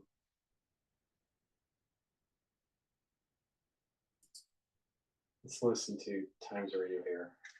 They laughed at me when I used the pink salt trick, but after I dropped 6 pant sizes using just that, they went silent. If American importers have to pay 80% tariffs and China presumably imposes 80% tariffs on American goods in exchange, that's a real blow to this incredible trading relationship, which, on which we rely, which America relies for its cheap iPhones, cheap electronics, many other cheap goods. Do you want that trade to come to an end? What will happen to the prices of these goods if they can't be made in China? How long would it take for other markets to open up, to build your iPhone factories in India or Vietnam itself? Or do you just, you build them in America using American workers, in which case they'll of course be much more expensive because American labor is much more expensive than Vietnamese or Chinese labor. Now let's speak to Richard Spencer, who's the Times China correspondent. Morning, Richard. Good morning. Good to speak to you. I suppose the starting point of these trade talks is where we'll begin as well, because the steep tariffs on China imposed by the US. Fresh data this weekend shows that China's overall exports have actually grown sharply for April. Does that mean that China's going into this actually from the position of strength? No. Yeah, I think they are actually, and I think not just because of these trade statistics, but just because of what you heard, which is that. Let me get this straight. You have less goods coming over the boat, landing on the shores of the United States.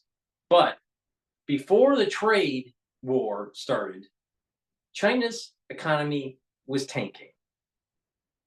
The United States economy was surging. President Xi is having infighting in the CCP.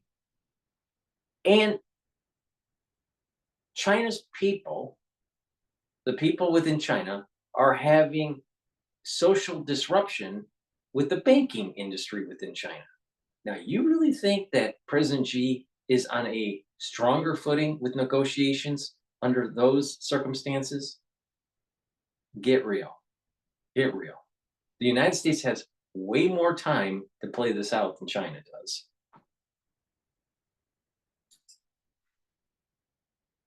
Is basically saying, oh, tariffs, they're not what it's all about. We're actually trying to we're trying to sort of talk about other things, which is a sort of backtrack, right? And China's saying, okay, well, that's what we said all along. We're always happy to have a conversation with you, as long as you're not trying to sort of punish us with these massive 145% tariffs. And Trump's already saying, well, we're going to reduce them.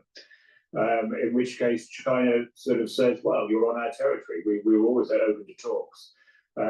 You tell us what you want, and we'll go away and think about them. It hands China a position of moral strength. Now that the export figures, I mean, you can't go too much on 1 month because, of course, China saw these tariffs coming. Trump had signaled them, so was preparing, and of course the exporters were particularly, and they were preparing for this. They were preparing new markets in Southeast Asia, for example, for all the products that would no longer be able to be sold to America. But those countries in Southeast Asia are now sort of saying, well, actually, we don't want all these cheap imports either. So they're going to start preparing to hit back. So it's still a big problem for China, these tariffs. In the long term, it's not good for its export market to have, one of its biggest markets shut off to it. America is about 13% of its export market. That's not China's economy is in the doldrums. By cutting off the American market to China, it's going to put serious pressure on their economy that's already stressed. And there's political stress with President Xi, and no one's talking about that. No one is paying attention to the political infighting that is happening within the CCP. But these experts know better. It's not a massive figure, but it's quite significant for Chinese companies. In terms of who will be meeting in Geneva, just tell us about the Chinese delegation specifically. I'm quite intrigued by Vice Premier He Lifeng, who is a friend of Xi, I think is fair to say. This is what Ivy League universities you can get into with a 3.6 GPA. 90% of students with a 4.0 plus GPA. Of Xi, I think is fair to say. Yeah, I mean, He Lifeng, to give him his, it was a confusing surname in Chinese, but it's pronounced He. Is the chief economic guy in the regime, if you like, at the top levels. He's the vice premier in charge of economics and finance, which is the most important of those four vice premiers that they have. So he's outside the absolute top ranks of the Chinese Communist Party, but he's in the sort of next tier down, if you like. Those positions, those key positions in that sort of second tier are very much handpicked by Xi Jinping himself. He has the confidence and the experience to handle this. The question really is whether Scott Bessent, how much he has the full confidence of Trump. He's the most sort of realist, the most normal, you might say, of Trump's advisors. He's the one who wants deals, who wants the most standard and normal approach to trade relations of Trump's advisors. So he's been given this power to do a deal. We just have to trust that that what he said will be accepted by Trump, because that's much less clear in the American system as it currently is than in the Chinese system. In terms of Trump's approach then, and the Trump administration's approach, he's already been posting on Truth Social, as is his wont. Tariffs currently at 145%, but he suggests 80% might be about where they get to. What do you make of that? Yeah, it's interesting. I mean, to go back to first principles, a lot of people, including Democrats in America and a lot of economists in China as well as in America, agree that the trade relationship between China and America is unbalanced. These massive trade surpluses that China has with many countries, but particularly with America, and particularly the way that it achieves this by recycling the profits into holdings of dollar and other foreign currency reserves, which adds security to the Chinese economic system, but effectively forces America to live in a state of constant debt is a danger and destabilizing. So there is an argument, a very strong argument, that some kind of tariffs and controls on this trade, as opposed to the sort of the purist American traditional view of sort of open markets, free financial flows, and so on, is necessary to restabilize the economy, and tariffs might be part of that.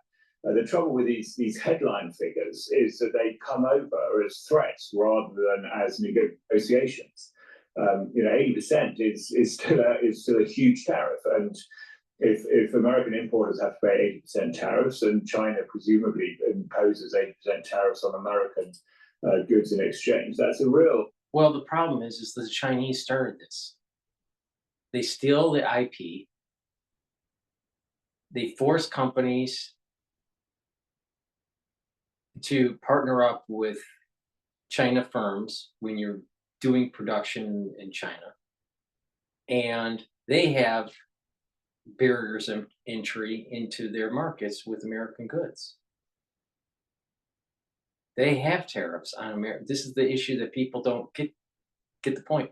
The Chinese have tariffs on American goods before the tariff war.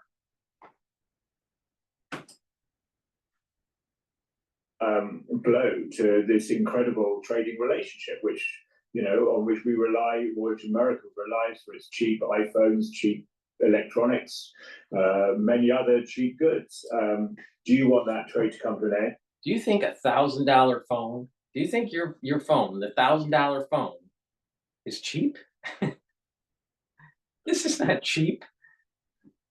And the margin that Apple has is very high. Apple can absorb a little bit of the tariff. I'm sure of it. What will happen to the prices of these goods if they can't be made in China? How long will it take for other markets to open up, to build your iPhone factories in India or Vietnam itself? Or do you just you build them in America using American workers, in which case they'll of course be much more expensive, because American labor is much more expensive than Vietnamese or Chinese labor. I mean, these are huge questions which aren't really answered by any particular tariff figure that Trump decides to come up with. Richard, really good to speak to you. Thank you very much. Thanks for joining us. Richard Spencer there, who is the Times China correspondent. What parameters have you given Scott Bessent on negotiating with China this weekend? We have to make a great deal for America. Are you going to be disappointed if he comes back without a deal? No, not at all. We already made a great deal. We're not doing business with China right now.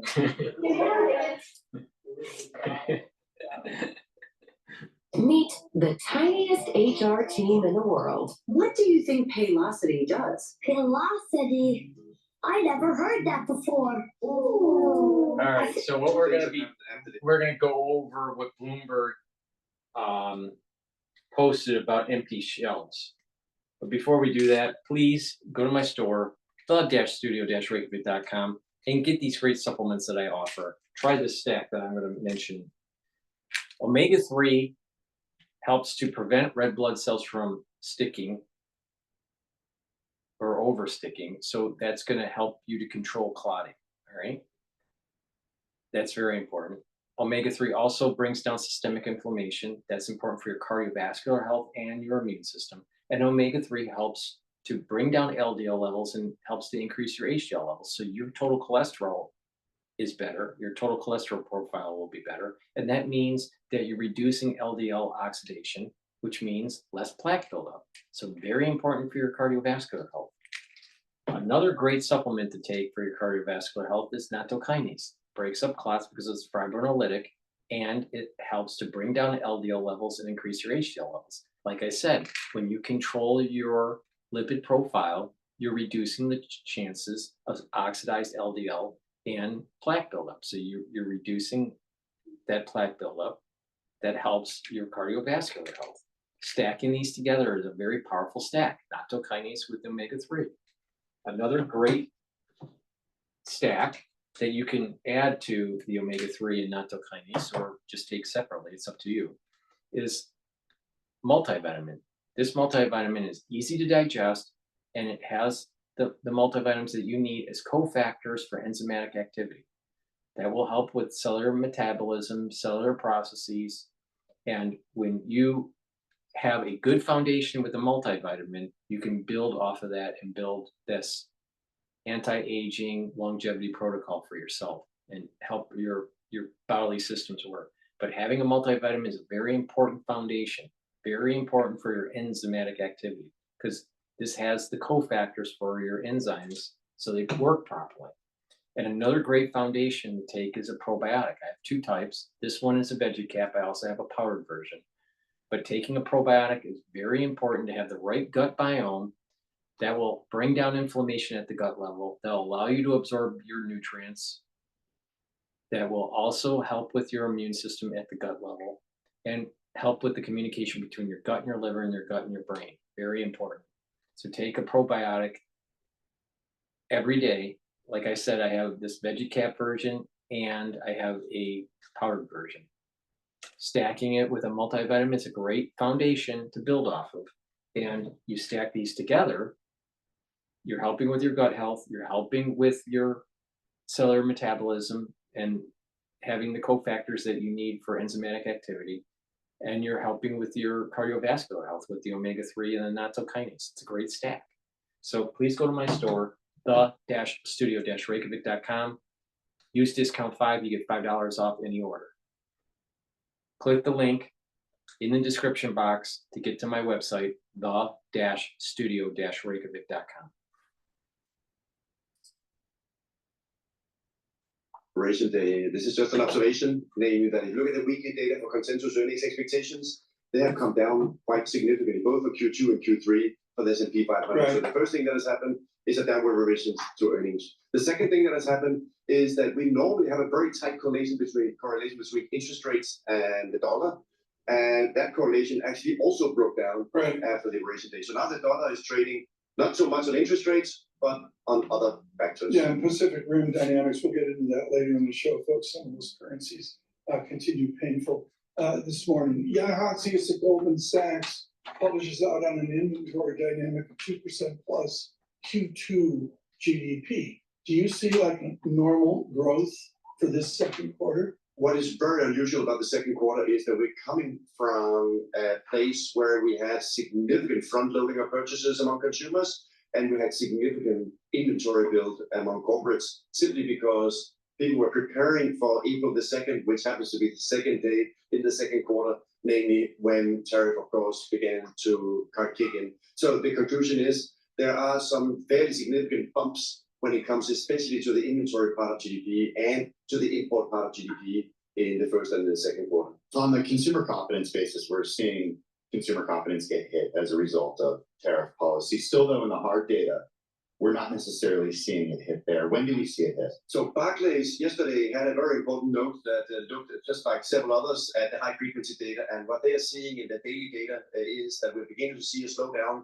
for high-end consumers, especially when it comes to airline bookings, hotel reservation, recreational travel more broadly, and also higher-end durable goods. So one way of looking at this is that you should ultimately expect to see, especially those that are now impacted by the stock market correcting, you should begin to see them begin to slow down the consumer spending. And that is exactly what the data is beginning to show. So yes, it is still early in terms of when tariffs were implemented. We're still only a few weeks in, but the longer this shock persists, the higher is the risk, of course, that this is going to drag down also hard data. What is the risk there? I mean, contextualize this for us, because the president, yesterday we heard from Bill Ackman, who said, okay, I want to see a 180-day pause. Now, I want to see this 90-day pause extended to 180 days.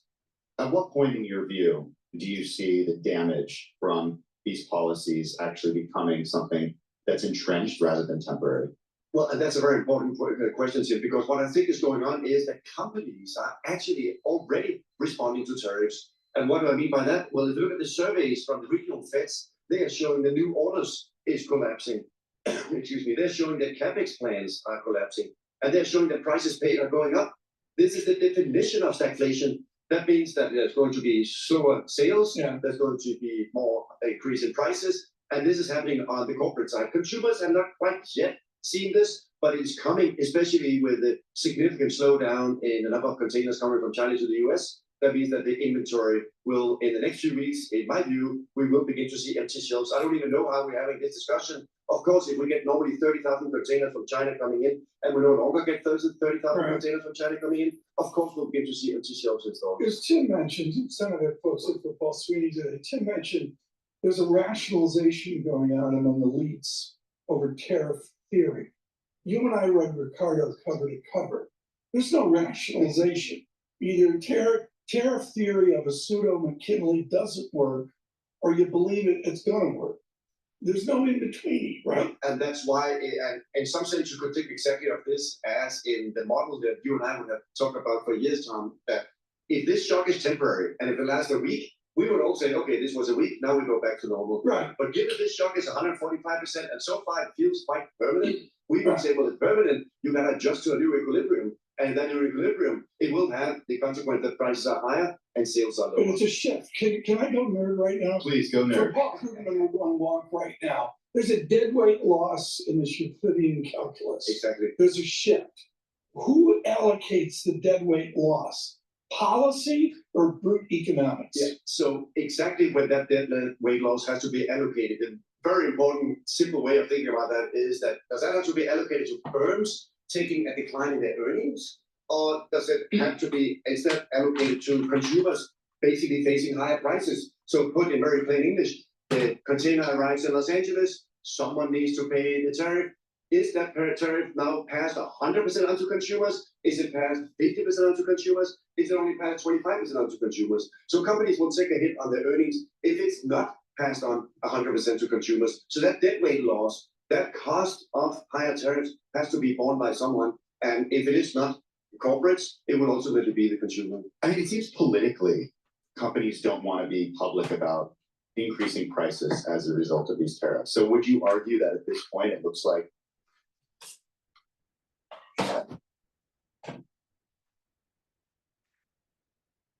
why did it stop?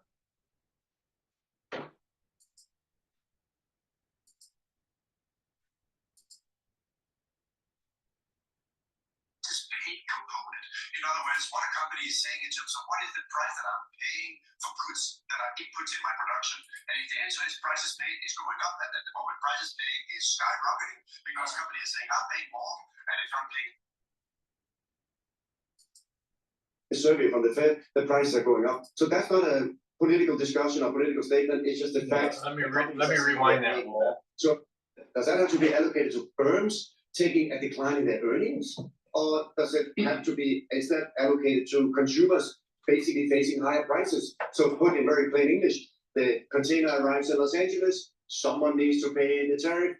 is that tariff now passed 100% onto consumers? Is it passed 50% onto consumers? Is it only passed 25% onto consumers? So companies will take a hit on their earnings if it's not passed on 100% to consumers. So that deadweight loss, that cost of higher tariffs has to be borne by someone. And if it is not corporates, it will also be the consumer. I mean, it seems politically, companies don't want to be public about increasing prices as a result of these tariffs. So would you argue that at this point, it looks like companies are going to absorb this, or they're going to try to pass it along to consumers in a way that's not necessarily prominent? So that's why one way of answering that question is to simply look at what a company is actually doing. And for example, from the Dallas Fed, the Philadelphia Fed, the New York Fed, the Kansas City Fed, the prices paid component. In other words, what a company is saying in terms of what is the price that I'm paying for goods that are inputs in my production. And if the answer is prices paid is going up, and at the moment prices paying is skyrocketing, because companies are saying, I'm paying more. And if I'm paying more, then I'm saying in this survey from the Fed, the prices are going up. So that's not a political discussion or political statement. It's just the fact that companies are saying they're paying more. So as a result of that, we should expect, it happens to be the case when you overlay that together with the CPI inflation, that will be lifting inflation eventually.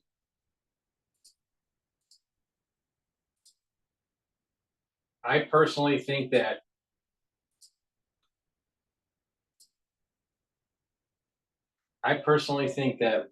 we don't really fully appreciate what truly will happen with the negotiations and how tariffs will translate into higher prices or even the potential lack of goods. We don't know yet, all right?